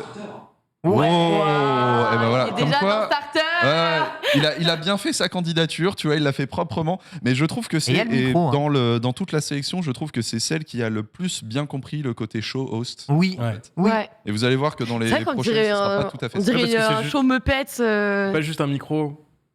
Oui, là vraiment un plateau. Parce que l'impression qu'il y a la light qui lui tape dessus. Il y a la light, il y a le spot, machin. Ouais, j'avoue. Super bien réussi. On va passer du coup au prochain. Le prochain, je l'ai envoyé à Paul en disant c'est bon, j'ai une chronique, ça fonctionne. Vas-y, je te laisse. Monkey D. Luffy. Monkey D. Luffy, évidemment. Attends, mais il a pris le Monkey très très sérieusement. Il a pris le Monkey très au sérieux. Premier degré du Monkey de film. Il y avait 3 propositions. C'est la seule qui avait les couleurs bien, donc rouge et jaune, tu vois, pour Luffy. C'est dramatique. On avait une autre qui était claquée. Par contre, le chapeau de paille était vraiment de la paille pure, quoi. Non. Mais assez fou. J'ai adoré le fait qu'il ait pris Monkey si sérieusement. Et surtout, j'ai remarqué un truc à partir de là, c'est que vous allez voir que les persos d'animé, généralement, ils ont des muscles. À chaque fois, tu ne sais pas pourquoi, mais genre ils sont tout queus, mais avec des muscles super bien définis. Ouais, genre juste tocos. Genre quoi. là, tu vois, tu vois un peu le genre. Tu sais, Luffy en présentateur serait un singe, très littéralement. Je ne suis pas sûr qu'on veuille voir ça sur un plateau. Un bon MC, un bon MC, très clairement. Ça fait un peu peur. On passe à la 6e. Ça va commencer à se corser un petit peu plus, même si la 6e reste assez simple. Alors, qui est ce personnage? Qui est-il? T'as une... J'ai une grosse... Superman. C'est bien Superman, tout bêtement. Superman les lunettes, la cape rouge, le petit look il a pas les lunettes, donc on voit bien que c'est Superman. Ultra cursed. Cette image est cursed as fuck. Et si vous regardez... Mais c'est les yeux, moi, les yeux me font peur. Il est badant. Et oui, mais Superman, globalement, ce qu'il a retenu, et c'est ce qui me fait marrer, c'est une cape et il faut tenir le slip. Ouais, faut tenir le slip. Il a les. Je croyais que c'était une ceinture de pantalon en fait. Il y a moyen parce qu'en fait t'as un début de quelque chose, tu vois. Préféré, Tu préférais que ce soit... Ah oui, non, je crois que c'est vraiment un C'est slip. Superman qui fait les férias de Dax en vérité. cool. Tout simplement, il a la petite écharpe rouge. Mais y a pas de- normalement, il met son Rien. slip sur son pantalon en Tout fait. à fait. Là, je sais pas. Mais Il est juste en slip là. Hein. normalement, il est pas non plus Profil. un strabisme divergent si marqué. Ouais, donc à partir ouais. de là. Ça, c'est les yeux laser à un moment, Ouais, ça s'en met, je sais pas. Ah, je vais bien kiffer. Il est resté bloqué, on lui a prévenu. On lui a dit Pas de pas le faire en je me volant. fie à son regard pour savoir où vont les lasers. Ah, comment fait-il? Il est trop fort. Mais arrête de bouger, bordel. On va Incroyable. passer à la suivante. La suivante, c'est la 7e. Probablement la plus cute de cette sélection. Clairement, si on l'avait sur le Oh, plateau, c'est trop ce serait mignon. énorme. Oh, Est-ce que vous reconnaissez ce c'est- personnage? C'est pas League of Legends, hein. C'est le je l'ai petit. pas. C'est League of Legends. C'est le petit. Timo C'est Timo C'est bien Timo de League of Legends, Ouais, faut ou le comme on le reconnaître, nomme aujourd'hui, Etherpo. Interpo. Ah, c'est dommage. que Je voulais vous donner en indice si jamais vous ne trouvez pas. C'est C'est vraiment le chapeau un qui m'a personnage Timo. qui fait partie du roster d'une grosse blague parce que c'est LOL. Ah. une astuce. Bien vu. Mais Timo, pour le coup, en fait, je Bah, le le chapeau, trouve- il est correct en fait. Mais on dirait un truc de la Exotique. Saint-Patrick en fait. Mais alors, Un tu peu, sais que c'est pour ça Bah, qu'en le fait, logo japonais de la Exactement ça. Saint-Patrick, c'est ça. Mais oui. c'est complètement c'est ça. vrai. Du coup, j'étais un peu en mode, on dirait Timo, mais c'est vrai que j'ai l'impression qu'il y avait un lore. Ils ont créé un écossais, univers tout en ça, fait. tu vois, et je me suis dit, bah peut-être je l'ai pas, du coup. Dali Il s'est dit, putain, j'ai très hamster, soif, quand même. tu vois. Et il s'est dit, bon, bah vas-y, on va Il faire fait ça. très hamster ce Timo. Il fait, ouais. Il fait très très hamster. C'est- C'est Hamtaro, c'est le Timo C'est d'Hamtaro. Timo après une baston avec Niar. Et genre, Il ressemble à toi en vrai, Timo. Mais en fait, il a des yeux Tiens. plus définis, tu vois. Donc Ouais, je te le ces couleurs-là sont très bonnes pour Timo. il est tout Sauf que pipi, normalement, très il y a bon. une séparation entre les deux, tu vois. Il y a que les yeux qui sont blancs, des Tu trucs vois, comme ça. regarde. À la prod, En fait, si on il lui peut manque les sortir une petites image de Timo. lunettes pour que son chapeau il soit comparaison. parfait. Mais regarde, c'est lui. Il est tout Voilà, pipou, tu vois. c'est un bon pic, c'est un bon pic. D'accord, ok. Les couleurs sont inversées et normalement, c'est les yeux qui sont très Ouais, définis. il est Là, comme on ça. a peut-être un peu à la Animal Crossing en vérité sur ce. Dans la vraie vie, il est pas mignon du tout. quoi. Si, il est trop mignon de fou. Oh, les Oui, là, deux c'est sont mignon cute. quand même. Alors, Il est tout petit et tout, il est trop mignon. dans la vraie vie, la story de Timo, c'est quand même. Oui, après- Il tue des gens toute la journée. On a dit le Et après, il rentre. chara-design. Mais vu que quand il est énervé, en fait, il se focalise sur la mort et qu'après, il oublie tout, il peut rester mignon. tu vois. Ok, la backstory, elle est plus dark que ce que j'imaginais. Mais alors non, on va passer à la prochaine. La prochaine query. Alors, j'accepte deux réponses. En vérité, j'accepte deux Sacha. réponses différentes. C'est Sacha, tout à fait. Oh, je t'ai volé Pokémon. Sacha je suis du Bon désolée. Palais. Regarde. Mais en fait, si je vous disais j'accepte deux réponses, c'est qu'en fait, le color Ah. scheme, c'est complètement raid du Oui, premier jeu, en fait. Vrai, Mais vrai, bon, vrai. c'est Pokémon, quoi, tu vois. Ah ouais. Et quand je vous disais que les muscles sont définis comme pas permis, Mais c'est ouf. Eh, il est tout Sacha, queuse, mais les muscles, ils sont là, quoi. Ils sont clairement là. Sacha, quoi. Sacha, il prend de la ouais. À Bourg-Palette, ça soulève de la fonte, tu vois, on sait pas. Ah, c'est Pikachu sur l'épaule, il a raison, Polo. Hein, ça muscle. C'est lourd, un Pikachu. Hein, vous Ouais, êtes faut pas croire. courant, Surtout mais- dans la combien première version du Pikachu, Ah, bah, le c'est Fat Pikachu, très lourd, qui, attends. on le rappelle, est la meilleure Combien version ça de pèse un Pikachu. Pikachu en vrai, tiens? Je vais te le dire tout de suite. C'est comment on a établi Pikachu, le poids le des- Pokémon souris. Oh, ça va, c'est un petit chat. Ah, c'est un pack d'eau. 6 Hein. Un kilos. bon chat, quoi. 6 kilos, c'est un pack d'eau. Hein. Eh bah, ça va, tous les jours, on porte 2 packs d'eau Un s'il faut. petit chat, 6 kilos. Tu me connais pas, toi, moi, tous les jours, je porte deux parcs d'eau, Ouais, s'il tiens, faut. quatrième Ouais, étage, y a quoi? Genre- Non, mais ton chat, un Maine Coon, ça fait au moins 6 kilos, Ken. Ouais, moi, mon chat, il fait 8 kilos. Voilà, Mais, j'ai dit Enchaînons au sur moins- la prochaine en Au moins, attendant. un petit Maine Coon femelle, ça fait au minimum 6 mais kilos. il le trimballe sur son épaule. Bah tout oui, le bah temps. les Maine Coon, tu peux les. Si tu voyageais avec eux et tout, tu pourrais le mettre là comme ça. Très bien. Allez, on passe à la prochaine, du coup, la 9e.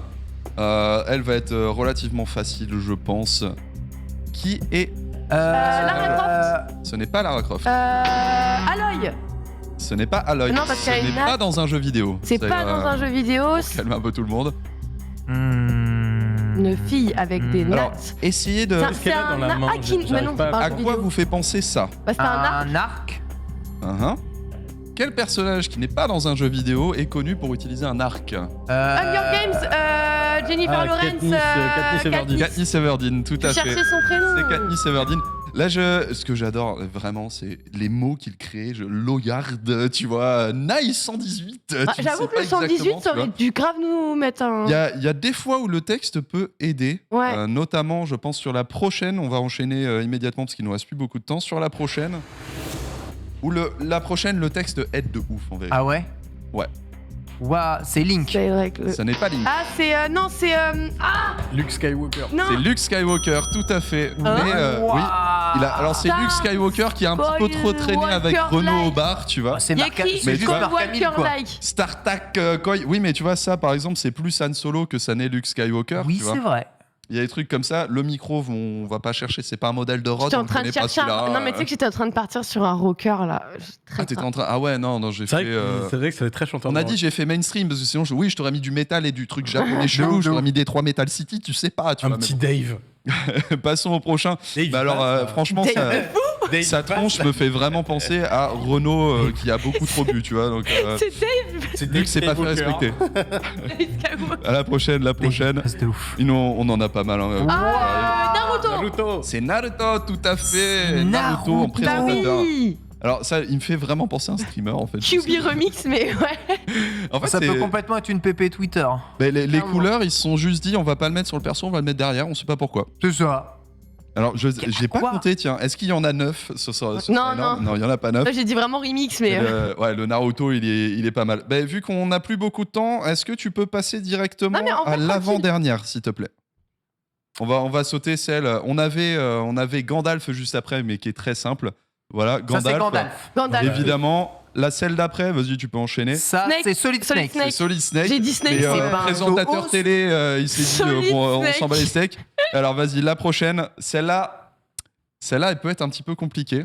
Comment il s'appelle Ichigo. C'est Ichigo, tout à fait. Ichigo de Bleach. Oh, Mais d'où la dans- fraise derrière. Mais dans le oui, style, c'est une dans le style d'un autre truc, genre Ouran High School House Club, C'est des fruit trucs comme ça. Genre, ou c'est fruit de très, basket, très, ouais, j'avoue un très peu. shoujo en fait, ouais. Ouais. Fruit basket, mais t'as les bien vu, cheveux d'Ichigo qui vont bien.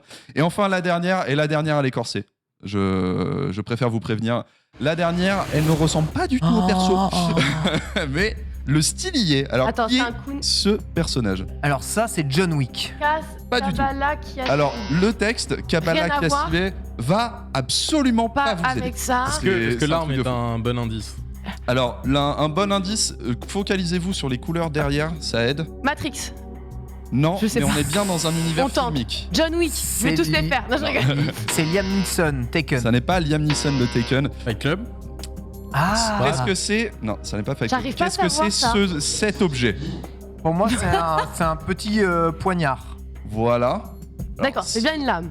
C'est une sorte Un de mec. lame. Maintenant, si vous... quoi? Le chat là. Ah, le chat là, parfait. Ken, je regarde, regarde. tu l'as sous les yeux. Non, je Faut regarde pas pas. regarder le chat. Je triche pas, je triche pas. Mais le lame en anglais...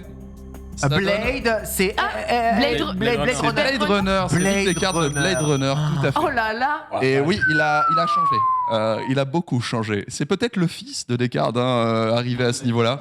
C'est marrant parce que je m'attendais avec l'actualité que vous me disiez Cyberpunk directement. Il Ouais, n'est pas un du tout peu, sorti, ouais, peut-être, malgré ouais. le fait que les thèmes. C'est vrai. couleurs, En fait, tu ça vois, avait l'air Ah, je suis restée ça dans avait ces l'air un pages peu trop vidéo. rétro pour que ce soit Cyberpunk. Toi, Cyberpunk, je sens que ça aurait trouvé quelque chose d'un peu plus. Ah ouais. En tout cas, on Ça était fait trop dans les C'est un coloris. petit peu cheap, future cheap, tu sais. Ouais. Bah, c'est ça, ouais, il y a ce petit côté, le visuel absolu de Blade Ça, c'est Runner Harrison Ford, ça. qui a été relativement respecté. Je ne sais pas qui c'est. Alors vraiment, genre, il n'y a aucun lien avec Harrison Mais Ford je pense dans, que dans son visage. et ce tout, quoi. visage n'existe pas. Non, Cet non. homme n'existe pas. Bah, on le sait puisque c'est évidemment Dali qui l'a Mm. créé, mais l'inspiration, je vois même pas où elle a Oh, été il doit bien cherchée. avoir. Voilà du coup les nouveaux chroniqueurs, la sélection Oh des là nouveaux là, chroniqueurs. c'est Qui est-ce formidable. qu'on prend? Qui est-ce qu'on Sonic, prend Moi, Sonic Sonic, Day One. franchement, Je prends je trouve que- Sonic Day Day One, One, on est d'accord. sans aucune hésitation. Sonic exceptionnel. Et je dois bien avouer qu'avoir un petit logo Solid Snake dans Starter Snake, Starter Snake. ou Snake Starter, ou je ne sais pas. J'ai peur des serpents, Ken. Ah, c'est vrai qu'il aime vraiment pas ça. Phobie.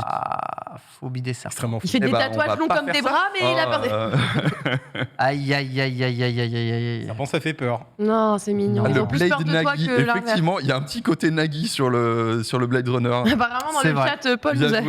joué le son. Je prends GG, hein. Bah, bravo Timo Dali aussi, il était et. Bravo Dali. Avant Bravo toute chose. aussi à toi. Parce que non, ce n'est pas du se prendre pour un artiste quand tu fais des trucs avec des prompts. Non, ce n'est pas bien. Eh oui. C'est une fille, mais c'est quand même marrant. Ça vous permet de voir des trucs qu'on n'aurait jamais vus. C'est rigolo et ce n'est que les prémices. Hein. Vous savez, au fur et à mesure de ce que vous sélectionnez, des choses que vous demandez, ça s'affine de plus en plus, de plus en plus. Et c'est ça qui est quand même assez fou. Merci Otaksu. Il est 13h03. C'est le moment du récap de l'actualité avec Lox. C'est la sélection. C'est vrai, ça.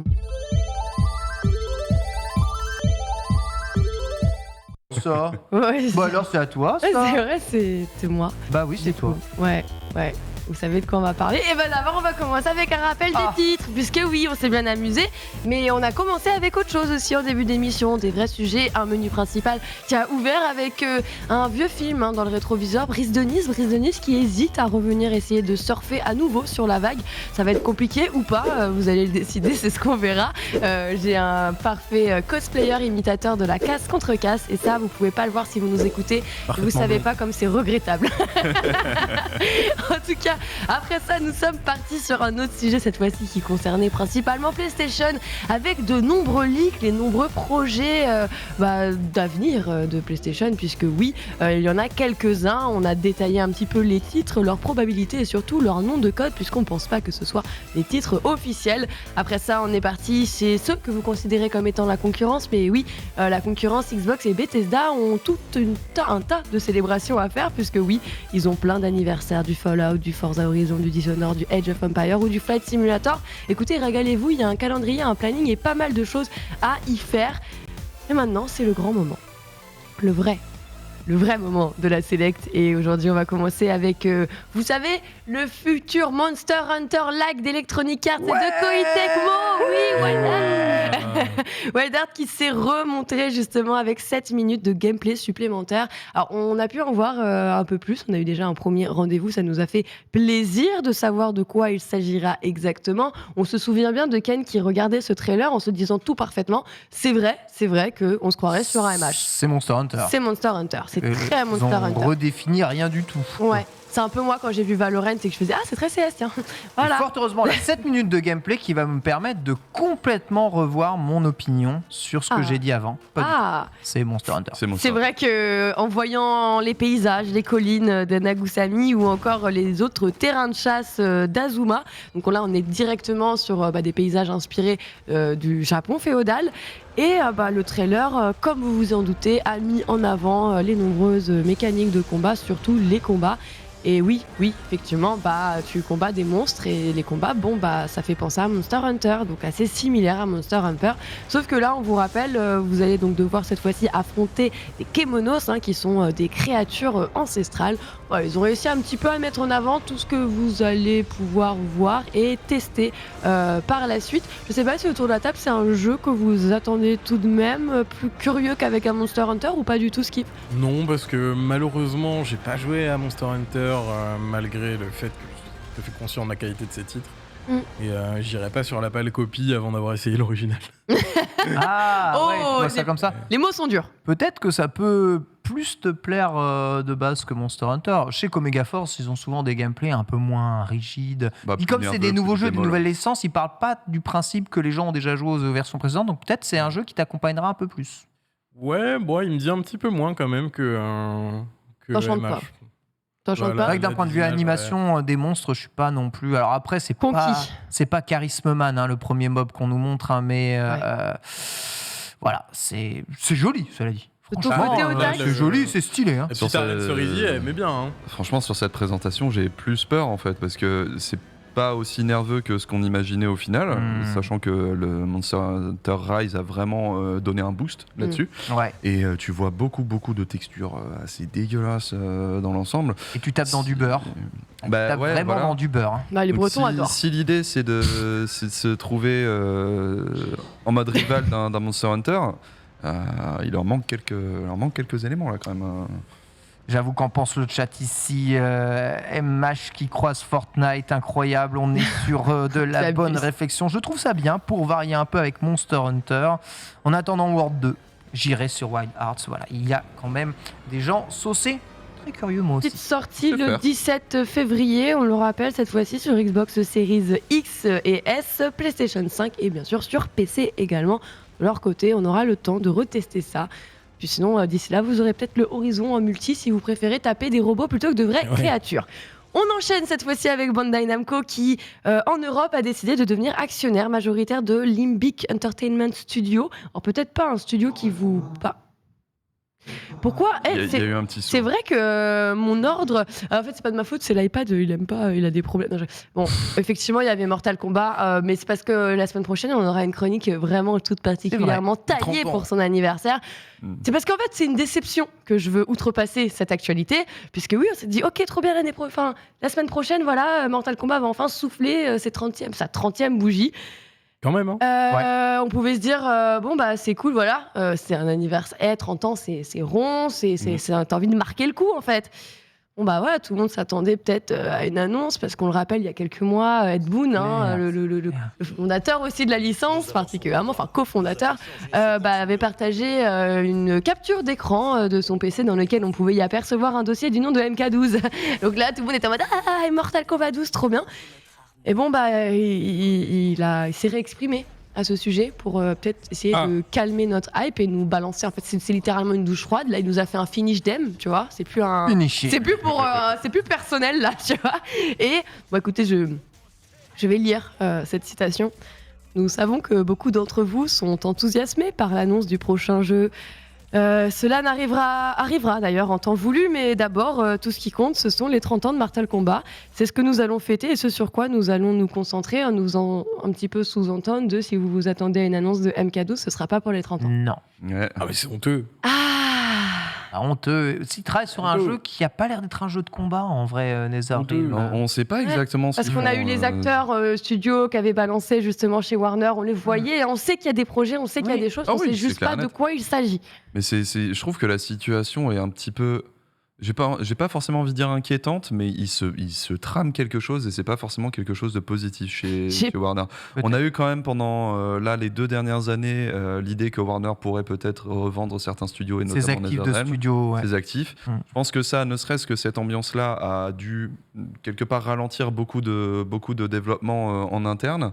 Je pense aussi que peut-être qu'ils veulent tout simplement vraiment profiter de la nouvelle génération alors qu'ils n'ont pas pu le faire avec Mortal Kombat 11 et du coup nouveau moteur, y aller vraiment à fond, ce qui réclame un temps de développement plus long. À ce moment-là, c'est positif. Est-ce qu'il y a des soucis de récupérer des licences potentiellement ? Est-ce qu'ils veulent au contraire aller sur un Mortal versus DC comme certains l'imaginaient ? Il y a de l'injustice et tout, parce que parce que sait. Normalement, on avait l'habitude de Injustice puis Mortal, puis Injustice, puis Mortal. Là, a priori, on enchaînerait 2 Mortal. Est-ce qu'ils n'essaieraient pas de faire ce qui se fait le plus, c'est-à-dire choup, tous ensemble. Voilà. Et même Ed Boon a touillé plus d'une fois sur potentiellement faire un jeu Marvel aussi. On ne sait absolument pas ce qui se trame dans ce studio en fait. Et du coup, je n'arrive pas à savoir si c'est une situation inquiétante ou positive en vérité. Le fait est par contre que rater les 30 ans, c'est... Ça ferait... pour la licence, tu rates les 30 ans, tout le monde est en train de décocher de son côté, Tekken 8, Street 6, t'as Project qui va arriver, les LAN, enfin tu vois, l'Evo, ça va être un peu tristoun son nouveau MK aussi. Je trouve que c'est pas forcément positif pour la licence quand t'as tout le monde qui arrive en même temps, d'être le grand absent. C'est comme une licence qu'on aime bien ici. Et pour les 30 ans, je trouve, tu teases MK12 avec une photo de ton PC il y a quelques mois. Et pour te dire, au fait, pour les 30 ans, il n'y aura rien. Enfin, à la limite, fallait pas mettre cette photo, tu vois. Apparemment, ce ne sera pas les premiers à rater leurs 30 ans. Décevant. On a eu d'autres exemples. Il faut savoir, il y a aussi chez Warner le succès de Multiversus, proposition free-to-play. Est-ce que ça fait pas réfléchir un peu comment est-ce qu'on envisage le jeu multijoueur compétitif chez Warner?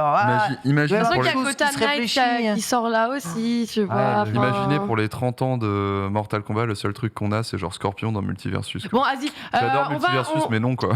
On repart sur Bandai Namco, là. Tu vois, c'est bizarre que c'est cette news en particulier qui a été skippée. Enfin bon, bref. On se demande bien. Hein. Voilà, c'est bizarre, hein, le hasard fait... Ouais. Bandai Namco. Bandai Namco devient, comme je vous le disais, actionnaire majoritaire de Limbic Entertainment Studio. Oui, alors peut-être un studio dont vous n'avez potentiellement jamais entendu parler. Allez, eh bien, c'est un studio allemand qui est basé, alors excusez-moi, j'ai pas fait Dutch, donc Langen. T'as pas fait Deutsch? J'ai pas fait Dutch. Du coup, le studio est surtout et principalement reconnu pour une expertise particulière, puisqu'il est plutôt spécialisés dans les jeux de stratégie, les jeux de simulation. Ils sont composés d'une 90 développeurs à peu près. Un studio allemand, quoi. C'est un studio allemand. J'ai pas osé la faire. Voilà. Bon, moi j'étais un petit peu, voilà. Et qui surtout a teasé le fait qu'il travaillait donc sur plusieurs titres, dont un titre dont on évoque, mais qui n'a pas été annoncé. Donc pour le moment, un petit point d'interrogation. En gros, qu'est-ce qui se passe avec ce studio ? On le rappelle, on a Bandai Namco Europe qui était déjà dans une dynamique et qui pensait avoir justement plus de pouvoir et plus d'accroissement en termes de développement sur les studios occidentaux. Et là, pour le coup, on revient sur cette stratégie. On essaye de multiplier et faire en sorte d'avoir plus de capacité de développement. Et comme ils l'ont dit, là encore une fois, une citation qui revient en nous disant écoutez, c'est un investissement qui est bien plus qu'une décision stratégique pour Bandai avec Stefan Witter, Alexander Fay. En gros, ce sont les fondateurs de Limbic Studio. Et voilà, ils sont contents de se dire qu'ils se partagent cette même valeur. Ça fait depuis 3 ans en fait qu'ils travaillent ensemble et cette fois-ci, ils sont contents d'avoir un studio qui sera uniquement dédié un petit peu au marché occidental avec ce savoir-faire aussi qu'ils voulaient mettre en avant. Je ne sais pas si c'est un gage de qualité, un signal de bonne santé à tes yeux, Taxou. Gage de qualité, je ne sais pas parce que je ne connais pas le studio. Par contre, quand on voit la situation actuelle du marché où tout le monde se consolide, etc., on aurait pu potentiellement croire que Bandai Namco et Capcom pouvaient être les prochains, tu vois. Du coup, de voir Bandai Namco, au contraire, investir en mode genre non, nous, on veut quand même rester dans l'idée de faire des jeux et au contraire, on va aller en Europe, on va aller aux US, etc. Ça me rassure. En vrai, ça me rassure pour Bandai Namco parce que je n'aime pas cette consolidation, elle me fait peur. Et du coup, de voir un acteur rester en mode genre non, nous, on se développe dans notre coin. Ça me fait du bien. Ça me fait du bien. Plutôt que d'être là, genre, quand est-ce que PlayStation rachète ? Non. Ouais, j'avoue. Moi, j'aime pas ça. Je comprends totalement la vision des choses. Après, il n'y a pas beaucoup de studios japonais qui ont réussi à se faire target, en vérité. Ils sont tous encore fermement campés sur leurs appuis, que ce soit Square Enix, Bandai Namco, Capcom, Koei Tecmo. Il y a la tradition au Japon. Se faire racheter par des Américains ou des Occidentaux, c'est mort de chez mort. Il y a SNK qui est tombé. Oui, mais SNK, c'est... Je n'arrive pas. Tiens, voici des millions de dollars. Merci. Ouais, oui, forcément, tu vois, genre SNK était mort, en fait, sans ça. Donc, mais par contre, tu as Sega qui s'allie de plus en plus avec Microsoft et avec les plateformes streaming et tout, tu vois. Et Sega a à peu près la même stratégie avec Total War. C'est vrai. Donc, du coup, Bandai Namco a un peu ce côté ségaïsant. Ça m'étonne pas qu'il se soit inspiré, en fait, de Sega sur ce coup-là, tu vois. Il reste beaucoup encore de studios japonais à leur compte, les plus gros indépendants restant évidemment Nintendo. Continuons. Ouais, là, on va pas rester avec les indépendants, visiblement, puisqu'on va partir du côté de chez Apex, et tout particulièrement de ce rapprochement qui a été visiblement détecté par un data miner et qui concerne Titanfall. Alors, un titre que certains ont peut-être oublié, c'était ce FPS avec beaucoup de verticalité, vous savez, ces robots. Faut pas l'oublier. Faut pas l'oublier, on est d'accord. Angel City, quoi, c'est complètement un ange parti trop tôt. Incroyable jeu. Oui, le FPS sorti ces 10 dernières années. Oui. Même moi, je le dis. Ça va, Ken ? Je vais très bien, c'est un super bon jeu. Je suis choquée. Alors après cette émission, faites-vous tester pour le Covid. Apparemment, il y a de la grosse fièvre là. Ça a déjà été fait pour le coup, mais peut-être on va trop. Rien à dire. C'est vrai, t'as vraiment aimé. Alors, j'aime pas trop les FPS de manière générale, mais quand j'ai joué à Titanfall, j'ai dit. T'as reconnu ses qualités. Super jeu, ouais. En vrai, c'est très arcade et très action, donc oui, ça peut plaire énormément. C'est vrai. Moi, je trouvais qu'il était compatible même pour des personnes qui n'étaient pas fans de FPS parce que les mechas, tout ça venait un petit peu reconfigurer cette proposition. Et alors, qu'est-ce qui s'est passé ? Bien écoutez, c'est Kralrindo, un data miner qui a fait une petite découverte intrigante concernant la dernière mise à jour. Il a mis la main sur des fichiers assez particuliers puisqu'il s'agit tout de même de 9 cartes. 9 cartes qui bizarrement étaient... Tiens, ça me dit quelque chose, ça. Je l'ai pas déjà vu quelque part. Effectivement, 9 cartes directement tirées de Titanfall. On retrouvait donc Exoplanet, Homestead, Angel City, la fameuse, Blackwater, Canal, Boneyard, Crash Site, Rise, Eden et Colony. Les grandes classiques, j'ai envie de dire, là où on s'est principalement amusé. Et il a retrouvé un autre fichier à côté de ça, évoquant un mode de jeu temporaire nommé Capture de points. Donc un mode de jeu qui n'est pas disponible actuellement sur Apex Legends. Et ils vont réussir à retélécharger leur jeu dans Apex. Ça va être vite fait. Non mais tu rigoles, mais je sais pas si vous vous souvenez, il y a quelques années, il y a eu des pétitions pour éviter l'arrêt des serveurs de Titanfall. Ils avaient hacké directement Respawn et les serveurs d'Apex pour nous mettre des messages en nous disant d'aller voter et signer la pétition. Donc oui, les joueurs de Titanfall sont encore vivants, ils existent et surtout ils font savoir leur envie et leur besoin de retrouver leur bébé favori. Tellement dynamique. Moi je dirais vraiment pas non, une petite longbow, un gros mecha et on repart comme en 2000, je ne sais plus combien. C'était vraiment un bon jeu. Skippy, on sait que tu aimes bien toi Titanfall aussi. Un cross de Titanfall là qui s'intègre dans Apex, ça te parle? Tu vois moi Apex je n'y joue pas parce que le Battle Royale ne m'intéresse pas et que le mode 3v3 là qu'ils avaient proposé était vraiment pas terrible. Donc, c'était le plus e-sport dans sa proposition, mais je suis d'accord avec toi. En termes de map design, il n'y avait aucun effort, donc c'était terrible comme proposition. Et moi, je n'attends que ça, en fait. J'aimerais un 6v6 Apex avec des belles maps, parce que c'est le gameplay de Titanfall, et que le gameplay de Titanfall est vraiment super efficace. J'attendais Titanfall sans les titans aussi. Et on veut juste courir sur les murs, on veut courir sur les murs. Je veux courir sur les murs, c'est bien les titans. C'est marrant 2 minutes. On aime ça. Bah oui, mais c'est bien les trucs marrants 2 minutes. Après, ça fait partie du jeu. Quand tu les enlèves, c'est vrai qu'il manque un truc. On a Gundam. Ouais, j'avoue. Mais Gundam, t'es soit dans le Gundam, soit t'existes pas. Oui. Tu peux pas être à pied. Ouais. Non. Après, c'est vrai que quand t'enlèves les titans de Titanfall, tu vois quand même qu'il manque quelque chose et que le jeu est bâti autour de ça. Donc non, je serais très content de voir une expérience squad versus squad arriver dans Apex, une expérience sympa avec des maps sympas, avec le retour du wallrun aussi, ce serait sympa. Donc non, très bonne nouvelle si jamais ça arrive. Et j'espère qu'ils travaillent dessus parce qu'il y a quand même beaucoup de gens qui attendent le retour de Titanfall. On se doute qu'avec le succès d'Apex, c'est quand même compliqué de le voir disparaître, concevoir. Ouais. Donc je trouve qu'une intégration de ce gameplay qui attend plus à beaucoup de gens dans Apex peut être une bonne voie d'évolution pour le jeu. Puis tu gardes une licence qui marche quand même très bien aujourd'hui. Donc, non, je pense que c'est que du positif si ça arrive. Et si ça se confirme, moi, je l'attendrai avec impatience. Écoute, pareil, on verra. Peut-être. Moi, je trouve ça très poétique, en fait, comme histoire. Parce qu'à la base, tu sais, Titanfall se foire. Donc, Respawn commence à développer Apex Legends quelque part sur le même moteur, les cendres de leur projet mort, tu vois. Et au final, on arrive à un moment où ça y est, tout converge, quoi. Tu vois, on arrive enfin à revoir Titanfall, qui est, je pense que tout le monde l'admet aujourd'hui, Titanfall 2 a été un jeu qui n'a pas mérité son destin, en fait, qui était un très très bon jeu qui a foiré, en fait, tout bêtement. Et là, de se dire, il y aura quelque part une justice poétique dans tout ça, je trouve ça cool, tu vois. Même en n'étant pas joueur d'Apex, je trouve ça très cool comme histoire. On vit dans un monde où il suffit pas de faire un bon jeu pour que ça marche. Il y a eu une sacrée balle quand même. Il était sorti entre une semaine de code et une semaine de Battlefield. Oui, c'est ce que j'allais dire. C'est ça. C'est bizarre parce que généralement c'est la faute des éditeurs, ça fonctionne pas au Day One. Mais tu peux te dire, moi je sais, c'est culotté, ils arrivent peut-être avec le meilleur jeu des trois. C'est celui qui a le moins marché. Et c'est celui qui a le moins marché. Hein. Il y a eu zéro com autour du jeu. C'est tout le problème, c'est que c'est de la bataille de com dans ce genre de cas. Et si les gens sont pas prêts à mettre le budget, de toute façon, t'as le plus gros budget marketing jeux vidéo dans la proposition en face avec Code. Et EA a mis beaucoup plus Battlefield en avant à ce moment-là, alors que le jeu était terriblement nul. Oui, il était vraiment pas bon.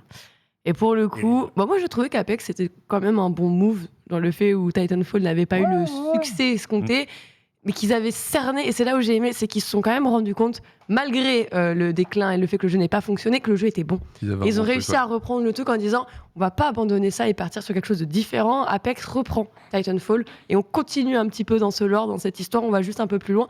Donc vraiment sympa, écoutez, on verra. Ils l'ont développé, si je ne m'abuse, sans l'accordier.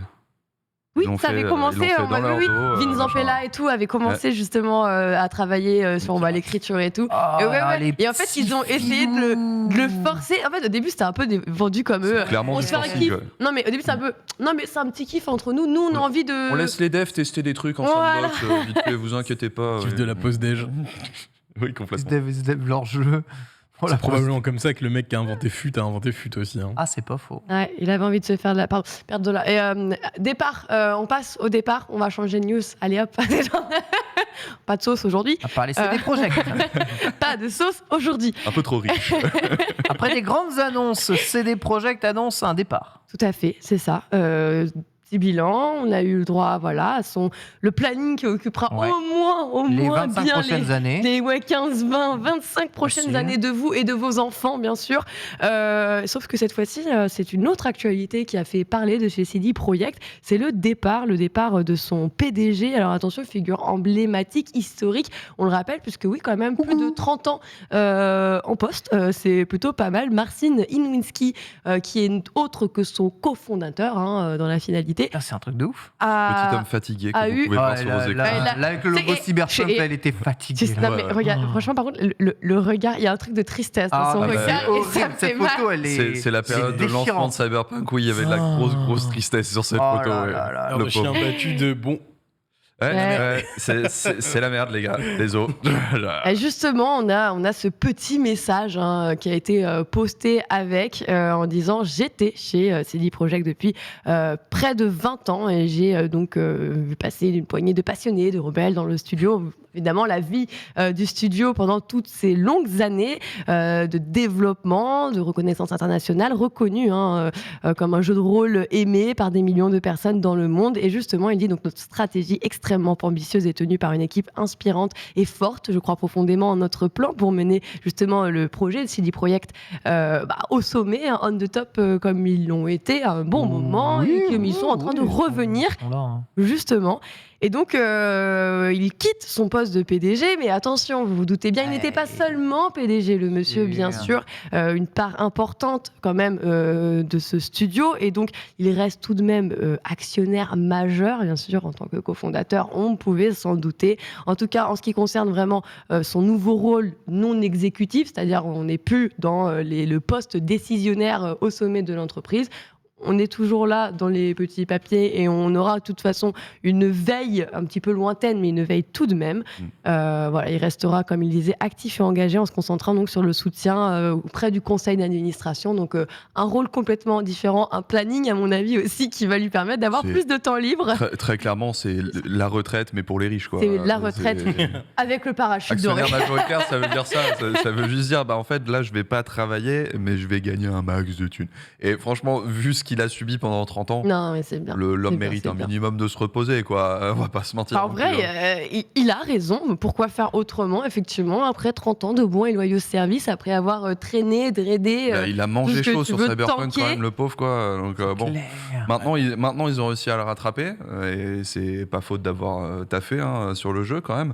Donc bon, est-ce que c'est choquant qu'après tout ça, et 30 ans, avoir galéré à monter CD Projekt, qui était pas gagné d'avance, tu vois. Ça mériterait même un petit portrait. C'est une vraie principe aussi chez eux, quand même, avec toutes les annonces qu'on a vues hier. Voilà, Cyberpunk, ça mettait le point d'un grand arc, trilogie Witcher, Cyberpunk qui sort après 8 ans. Là, tu repars sur une nouvelle livrée avec une nouvelle trilogie, etc. Bon, c'est un fin de cycle, c'est un moment opportun aussi pour faire ce genre de mouvement. Complètement. Peut-être un petit portrait à faire parce qu'il a vraiment une carrière particulière, l'histoire. Je suis grave chaud pour le faire. Il y a un beau storytelling à aller mener pour faire découvrir. CD Projekt, c'est vraiment c'est un studio à l'histoire très très intéressante pour le coup. Je vais me le noter dans les sujets immédiatement. Bien, écoute, Let's Go peut être en effet très très très intéressante. Ici, alors que l'on annonce malheureusement, d'après... non, elle a un prix Nobel de la littérature. Oh, j'ai cru qu'elle était décédée à voir l'image, pardon. Vraiment, j'ai pas lu le truc. C'est fou. J'ai cru que le prix Nobel de littérature 2022 était décédé. Non, pardon. L'écrivaine française Annie Ernaux, qui n'est pas décédée, fake news, a le prix Nobel de littérature 2022. Formidable. Vive la France, évidemment. Vraiment dit, j'ai cru qu'elle mais la photo était tellement triste. Ah non, mais moi, c'est le premier truc auquel j'ai pensé aussi. Oui, on est d'accord. Quand je me suis tourné et que j'ai vu la photo juste comme ça, j'y ai cru aussi. Pardon. What the fuck. Ne jette pas la pierre. Vas-y, on va retourner sur Minecraft, c'est plus simple. Regardez là, voilà ce qui me montre comme article. La première chose que je vois, c'est... Je vois prix Nobel et j'en déduis dans ma tête, c'est très rapidement le prix Nobel de littérature et d'essai. C'est horrible les associations que l'on peut faire. Je sais pas, alors je vais pas dire le chat ne lit pas et tout, mais je sais pas si vraiment dans le chat ils en ont quelque chose. En tout cas, la faut France... payer Libération, apparemment. La France, prix Nobel de littérature, c'est beau. Il y a des prix Nobel de littérature, il n'y en a toujours pas en mathématiques. C'est formidable. Continuons du coup là-dessus. Et vive la France, bien entendu. Ouais, vive Minecraft aussi, d'accord? Parce que sur Minecraft, je vous l'ai dit et je vous le répète à chaque fois, la seule limite, c'est votre imagination. Et encore une fois, on a un talent, une pépite qui lui aussi s'est craqué littéralement. C'est Chris Daco, qu'on connaît déjà, qu'on a déjà évoqué ici de nombreuses fois, qui a décidé donc de reproduire l'univers. Voilà, petit challenge, easy life, easy clap. Okay. J'avais rien à faire le dimanche. Écoute, moi aussi. Je sais pas quoi faire de ma vie. J'adore l'univers, les lois, la thermodynamisme, le biocentrisme, tout ça, j'adore. Donc je me suis dit, hey, pourquoi pas reproduire l'univers? Eh bien, écoutez, c'est tout de même 2 mois de travail acharné au quotidien qui a été réquisitionné pour produire ceci, puisqu'on vous le rappelle, Minecraft, c'est cubique. Une belle vidéo d'ailleurs YouTube qui explique sa démarche un peu plus en détail, puisqu'il bien sûr il a dû un petit peu aller faire des recherches, on va dire ça comme ça, je vais pas dire... Au début de toute chose, il y eut le Big Bang. Ouais, non, mais faut bien partir. J'ai envie de pleurer là. Ken, tu kiffes? Pas moi. Je kiffe de ouf. Voilà, ça génial. La phase calcul est assez difficile, mais on va pas se mentir, son travail est tout bonnement impressionnant. Mais à quel moment tu te dis, je vais faire ça? Bah écoute, t'es là. T'es posé chez toi. Franchement, je pense qu'aujourd'hui, l'humain, il est là. Et si je faisais l'univers dans Minecraft aujourd'hui? Qu'est-ce qu'on n'a pas fait dans Minecraft en reproduction? Ah mais... Allez, c'est parti. C'est si beau. C'est si beau. Petit plateau de starter, faut le faire. Défi pour le chat, on veut le plateau de starter. Il a déjà été refait dans les Sims, par contre. Il a été refait, ouais, c'est vrai, par Zulu. Par Zulu. Tout à fait. Je trouve ça extrêmement impressionnant. C'est si beau. C'est incroyable. Ouais, de loin, on y est. C'est aussi si différent de ce qu'on a l'habitude de voir sur Minecraft. Enfin, c'est fou parce que le jeu est sorti il y a 2011. Yes. Comme ça. C'est ça, ouais. Il y a plus de 10 ans et tu vois encore des trucs comme ça inédits. Là, il a super bien fait notre système solaire, d'ailleurs. Ça, c'est la version RTX de Minecraft. Oui, c'est ça. Oui, c'est ça. Je me disais, là, attends, depuis quand on peut faire d'aussi belles lumières dans Minecraft de base? Tu vois, genre, oui, non. Non, tu le vois tout de suite qu'effectivement, il s'agit bien de la version RTX. Mais c'est vrai que pour avoir un rendu comme il le fait, et c'est vrai que c'est enfin, perso, je suis magnifique. C'est magnifique. Ouais, ça sent le mode. Je pense que c'est un mode. Ah oui. Ah peut-être. Ouais. Non, je crois que c'est RTX, il le dit dans sa vidéo, parce que justement, comme je vous le disais, donc dans sa vidéo, si ça vous intéresse un petit peu de connaître et de découvrir ce processus qui lui a permis de réaliser cette œuvre, et bien voilà, il narre vraiment toute l'intégralité de son processus de création, et c'est la détermination. Quand on vous dit c'est 2 mois de travail acharné au quotidien, c'est pas genre il y passe 20, 40, 50 minutes par jour. Je suis étonné que ça ait pris si peu de temps. Le mec, il s'est craqué sur 2 ans, quoi, tu vois. Ouais, mais non, non. Après, le mec, quand il s'est tu craqué. peux y mettre toutes tes journées intégrales, oui, peut-être que ça peut taper... je pense qu'il y a peut-être eu des choses qu'il a pu recopier quand même, ou des patterns qu'il a pu recopier. Des patterns, en fait, c'est ça. C'est plutôt les calculs de ok, je vais, je sais pas, représenter tel as, Centurion, ou je sais pas, Andromeda, ou machin, ce qu'on veut. Andromède d'ailleurs, tout court. Et ben en fait, justement, les patterns qu'il allait utiliser pour déjà le représenter une première fois, après, il avait plus qu'à changer, entre guillemets, des parcelles esthétiques. Tu fais une boule. Voilà. Après, tu peux la copier-coller. En tout cas, voilà, le système... Il y a des calques et tout pour gagner du temps, mais... Ok. Ah, c'est un mode, ok. C'est bien un mode, ouais, BSL Shaders. Ok, c'est ouf. Franchement, c'est juste ouf. Voilà. Et dézoomé, on a plusieurs galeries. Et un mode aussi pour voir beaucoup de chunks, ce qui fait qu'on voit très très loin quand il est dessus. Ok. Incroyable. Pour aller jusqu'à... Il a représenté, je crois qu'il y avait marqué 94 millions d'années-lumière de distance. Fait quand même un petit truc. Il doit pas avoir un petit PC aussi pour commence à faire pas mal. Non. Ça en vrai. Ouais, c'est pas fait avec un iPad, je crois. Avez-vous vu la taille de la nouvelle RTX 4090? On peut la mettre là avant. C'est la moitié d'une Xbox. Elle fait la taille d'une Xbox Series S. Ouais. Donc j'ai regardé mon boîtier de PC, j'ai fait. Tu vois la taille d'une Series S, la carte graphique fait la même taille. Mais je trouve ça terrible qu'ils annoncent déjà les 4000 alors que personne peut acheter les 3. Non, maintenant, ça s'est réglé un petit que peu, ça aille mieux, ça va mieux ça aille mieux. Après, c'est la 90, c'est pas la 3080 qui devrait être d'une taille assez au commune. contraire, j'ai envie de te dire tant mieux, parce que ça va faire baisser les prix de cartes que personne ne sait acheter de toute manière, tu vois. Donc, allons donc. Voilà, regardez. Ouais. C'est oufissime, hein. Et en termes d'épaisseur, c'est la même. Comment tu rentres ça dans quoi, au juste ? C'est non. Voilà. Moi, j'aime trop mon boîtier de PC pour partir sur autre chose. Parce que la série Z, elle est petite pour une console, mais c'est quand même un bébé, quoi. Non, Ouais, et ça, c'est la version, c'est la version Nvidia, tu vois, donc Après- c'est généralement les plus fines. Mais on n'a pas la photo avec la série X. Tu sais, quand Ouais, elles sont parce debout. qu'elle fait Non, la en même plus, taille, à peu ouais, près la. Parce que la hauteur, même moi, moitié, en fait. c'est la hauteur d'une X, en fait. Mais après, aussi, calmons-nous. Les 40-90, théoriquement, ce ne sont pas pour les joueurs, c'est pour les chercheurs. mais bien sûr, évidemment, bien entendu. Théoriquement. Dans les faits, évidemment que Chrono va faire son Twitch et la 40-90, on le connaît, il n'y a pas de souci. Sans compromis. Sans compromis. C'est la carte graphique sans compromis, sauf qu'il vous faudra une autre tour. Hein. Sauf que tu peux acheter 4 voire 5 PS5 pour le même prix. Mais sans... Merci beaucoup, Lox, pour cette plaisir. actualité. On va passer à la dernière chronique. On va parler des jeux d'Halloween avec Skipper. C'est parti.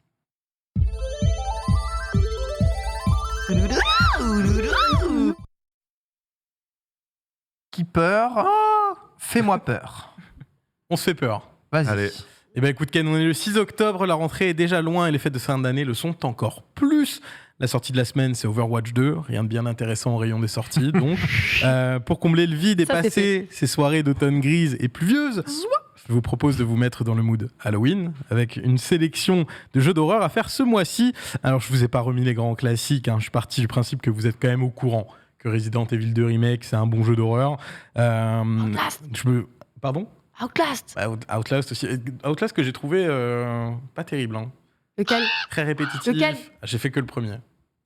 Oh. Très répétitif dans les mécaniques. Tu vois, tu dois débarquer dans une zone, essayer de contourner le méchant, récupérer 3 bouts d'engrenage, et puis après tu les mets dans le fusible, et puis voilà. Oui. C'est exigeant. pour l'ambiance, quoi. C'est un petit Pour peu moi, compliqué. tu viens de décrire Resident Evil, en fait. Oui, Ouais. aussi. Oh, Mais, oh, non, mais c'est un oh, petit peu plus fouillé. C'est un petit peu plus fouillé Avec que tout le respect que j'en dois. On décrit Là, des t'as- jeux vidéo, en fait. Là, T'as même finalement. Outlast, t'as même pas de phase de tir, ni rien. Il y a Ah ouais, ça, rien. c'est C'est vraiment vraiment, tu marches. C'est toujours engrenage. Et Ah ouais, voilà. marre. You Ah, are a ok. victim. Non, Resident Evil, c'est un peu plus touffu quand même. Ouais. Un peu plus touffu. Même si, effectivement, la mécanique est pas si loin que ça. C'est pas une sélection des meilleurs jeux à faire pour Halloween, mais plutôt ceux qui m'ont marqué, ou que je vous recommande chaudement, si vous n'avez pas encore eu l'occasion de les faire.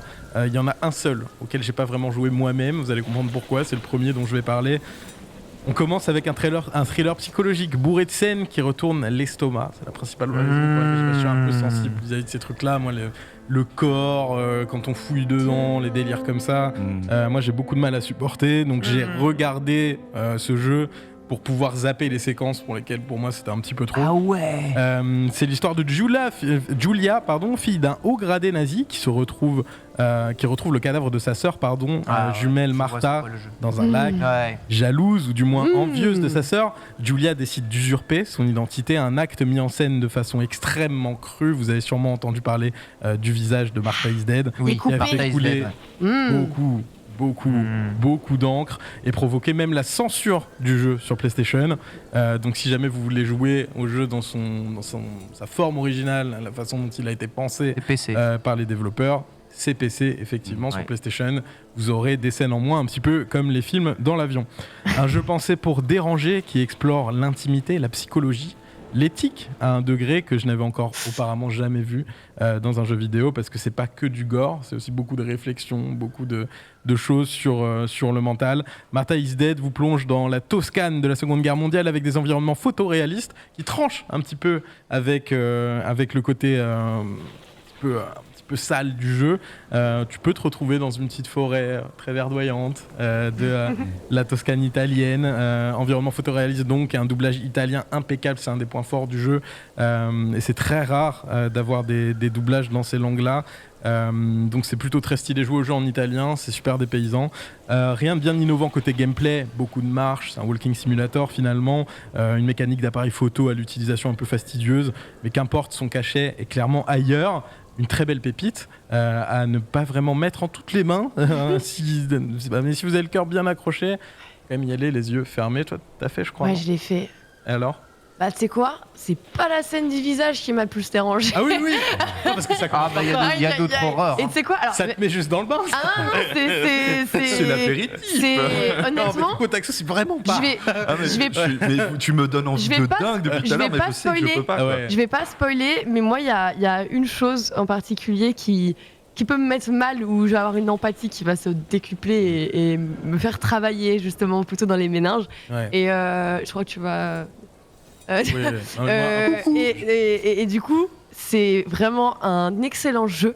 Enfin, tu vois, moi, je le mets dans mes tops de mes jeux 2021. Ah ouais, non, mais clairement. 2022. Il sortait 2022. Oui, c'est février ça, 2022. on était déjà en début d'année. Ouais. Donc ouais, C'est top pour ça que je de l'ai mes mis, jeux parce que 2022. c'est aussi un jeu qui est neuf, que vous avez peut-être pas fait. Ouais, l'année ouais. dernière, Ah, et puis tout ce que tu dis, genre la Toscane, le doublage italien et tout, tu me Ah, le donnes doublage trop envie, italien, je suis incroyable. dégoûté. Doublage italien exceptionnel. Et non, ça fait trop envie. Et moi aussi, j'ai envie d'y jouer. Alors, je l'ai, mais j'ose pas le lancer. Non, je l'ai pas fait. Je l'ai dit au début. Je l'ai regardé. Ouais, aujourd'hui, je l'ai pouvoir zapper regardé les pour passages que je tente couper pas. les trucs, mais je Et croyais du que tu le coup, faisais j'y ai en pas- jouant. J'y ai pas joué moi-même. Parce que, yes, petit souci de courage. Je vais tenter sur Halloween, c'est quoi? Parce que ça a l'air trop bien. Je vais me Il y en a le peut-être tenter d'autres dans sur la Halloween. sélection par lesquels tu peux commencer pour te mettre un petit peu, mettre un petit peu dans le bain. Non, moi, si je tente quelque chose, j'y vais à 100% Ouais, immédiatement. écoute. Tu vois. Quand on parle d'Halloween, on pense directement aux tronçonneuses, aux esprits, mais la peur se cache aussi dans les profondeurs. Pas de requin tueur ni de piranha dans Subnautica, mais ce qui se cache au fond des eaux de la planète extraterrestre sur laquelle vous vous écrasez vous réservera aussi bien des frissons. Vous devez vous enfoncer dans des eaux si sombres sans savoir ce qui se trouve en dessous de vos pieds, avec la possibilité de tomber à court d'énergie aussi au milieu de tout ça, évidemment. Le sound design de ce jeu est extraordinaire. Fermez les yeux dans une zone flippante et vous vous rendrez compte à quel point il arrive à vous mettre dans l'inconfort, rien qu'à cause des effets sonores. C'est un jeu que j'ai découvert sur le tard, honnêtement, Subnautica. Alors, c'est évidemment pas du tout un jeu que d'horreur, c'est avant tout un jeu d'aventure, hein. Mais il y a plein de petites zones sympas à explorer. Mais dès qu'on avance un petit peu dans le jeu, ça a tendance à s'assombrir, ça a tendance à croiser des bestioles que t'as pas envie de croiser.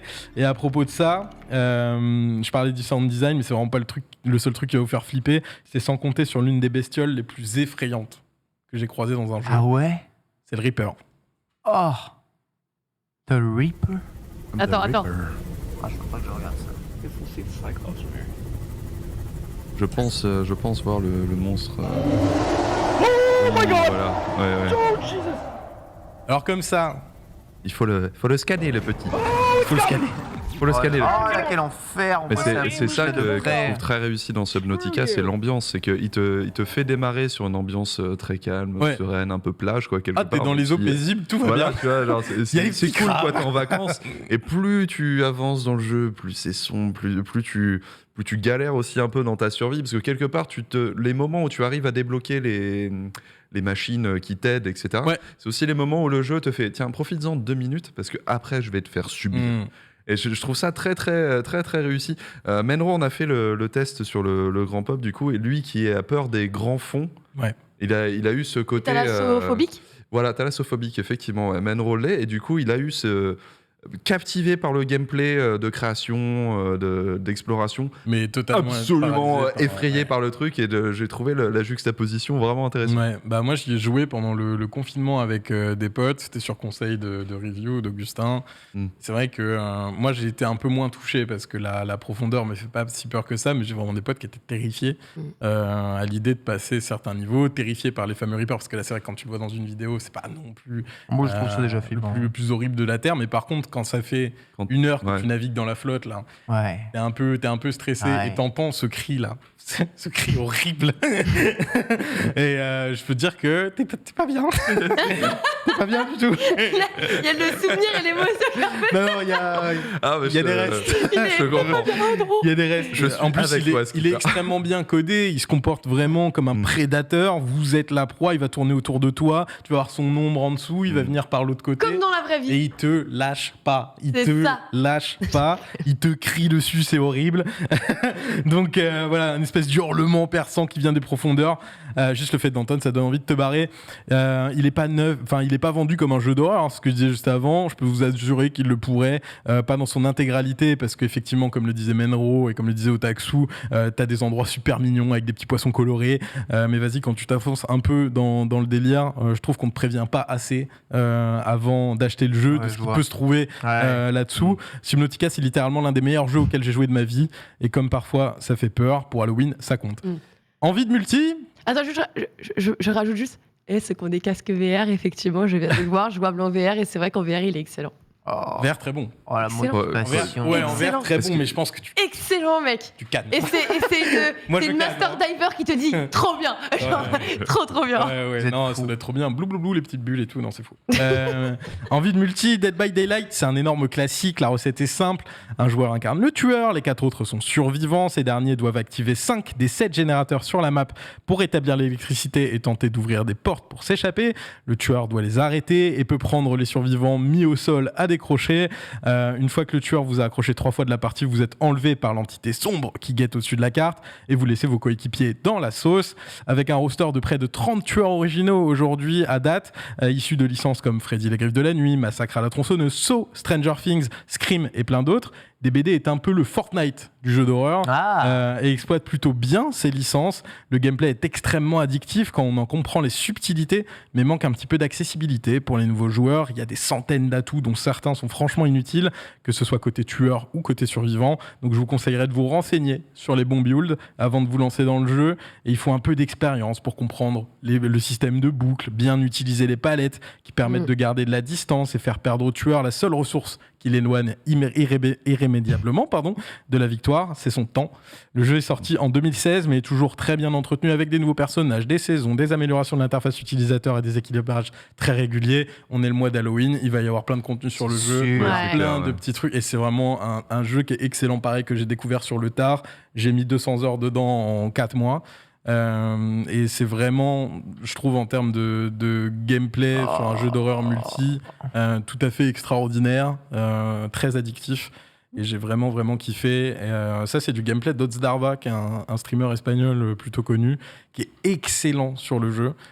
Si jamais vous voulez pas vous y essayer vous-même, allez regarder, c'est assez spectaculaire la façon dont il arrive à strater les games. Il connaît les maps par cœur, il connaît les rotations des survivants par cœur, c'est assez spectaculaire. On passe à un jeu solo sorti également aussi l'année dernière et qui m'a plutôt marqué pour moi. C'est pas loin d'être mon GOTY de l'année. C'est The Quarry. Véritable coup de cœur pour ma part, sorti cet été et développé par Supermassive, les patrons de l'horreur narratif. Vous incarnez une bande de jeunes adolescents à la fin d'une colonie de vacances en pleine nature à Hackett's Quarry. C'est le nom du camp. Les enfants sont partis. Le van qui devait permettre à la bande de moniteurs de rejoindre la civilisation tombe en panne. La base. Bien sûr. Évidemment. Et ces jeunes vont devoir survivre à une nuit d'horreur dans les bois. Le scénario est extrêmement bien ficelé. Les différents chemins à la mort ou à la survie des personnages ne sonnent pas comme des évidences. Les choix, de façon plus globale, ont un véritable impact sur le déroulement de l'histoire. C'est très joli, même sur console d'ancienne génération. Personnellement, j'ai fait sur PS4 et j'étais surpris par la qualité graphique de la plupart des scènes et des cinématiques notamment. L'ambiance est folle, c'est gore, c'est violent, ça se boucle en une quinzaine d'heures, une vingtaine si vous prêtez vraiment attention à tous les petits détails. Son seul défaut serait qu'il est peut-être un petit peu longuet au démarrage quand même. L'histoire met bien 2 heures à se mettre en place, le temps d'introduire les 8 personnages que vous incarnerez dans la nuit. J'ai noté quelques petites longueurs également au cœur du jeu si on veut chipoter. Mais The Quarry reste une expérience cinématographique folle et c'est le jeu d'Halloween pour moi, d'autant plus si vous n'y jouez pas tout seul.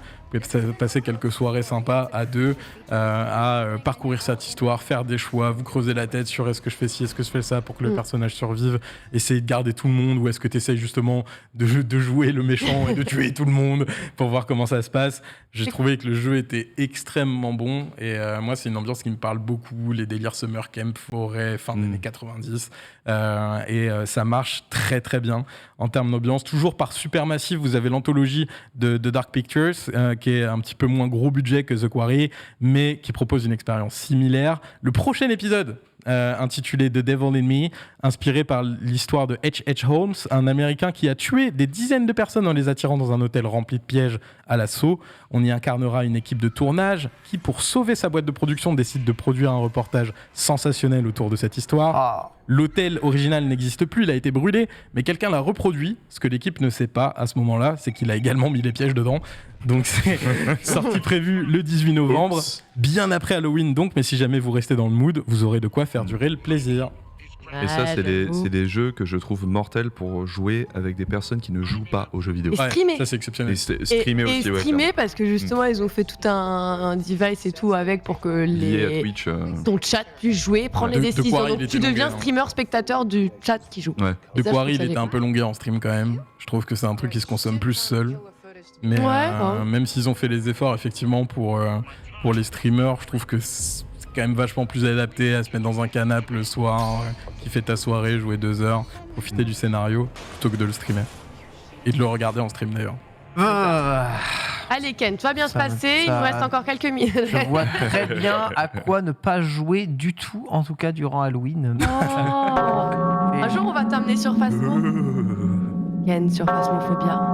Bonjour Ken. C'est The Undertaker. Et bienvenue dans Starter. Oh putain, c'est la nuit, c'est la vengeance. Ça fait très peur. Hein. Ça fait très fort. Il y a des ambiances ici très corbeau. Merci beaucoup Skipper. Pas de soucis. Grande Rocco, bien entendu. Ça faisait très l'introduction de l'Undertaker. T'as vu cette voix à un radio moment, j'ai commencé à kiffer, puis il dit mince, il faudrait que j'ai peur. Zut. On va donc lancer un jeu qui fait pas peur du tout, mais c'est le jeu de l'archive aujourd'hui. On va lui rendre hommage. C'est Super Mario World 2. C'est parti.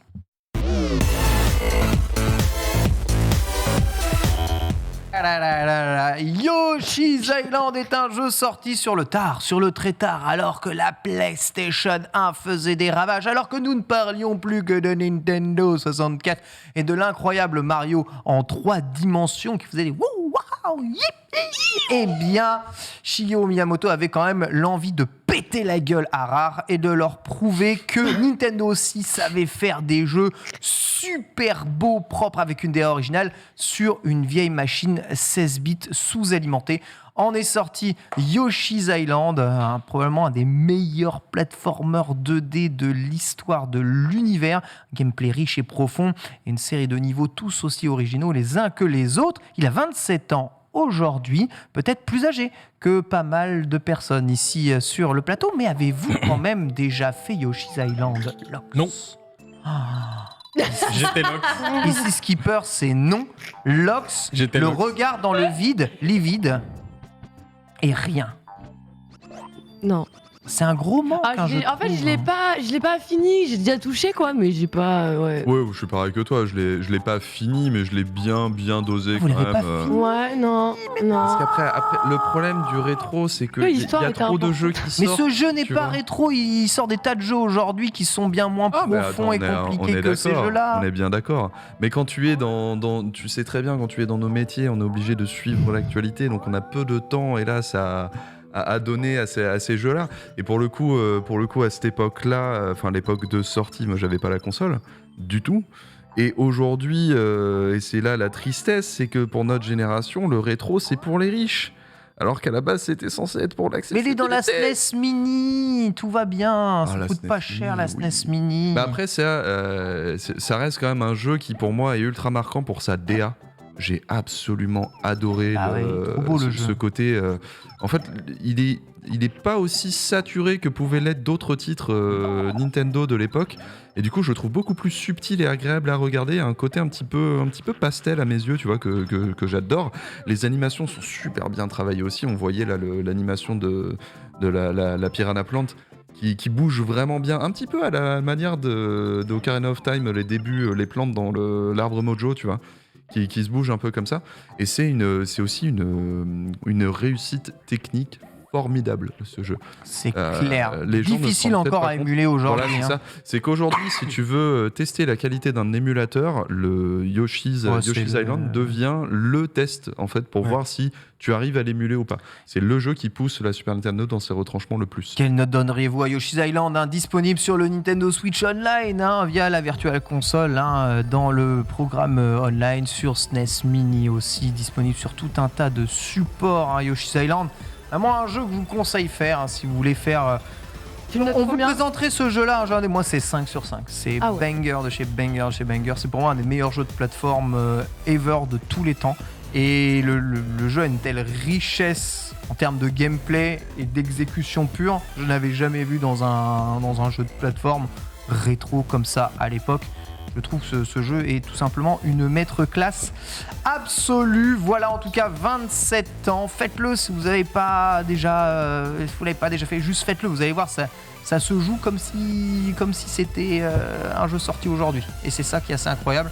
Un jeu qui a 27 ans aujourd'hui. Dans quelques instants, vous retrouverez bien entendu Zouzou et Adibou pour jouer à Overwatch 2, le GOTY de l'année. Merci beaucoup Taxou, merci Skipper et le regard vide. Merci pour merci Lox. Vous pouvez retrouver cette émission juste après la fin de la diffusion en podcast et sur la chaîne le stream replay. Bisous à tous et rendez-vous demain pour Starter et plein d'annonces sur A2.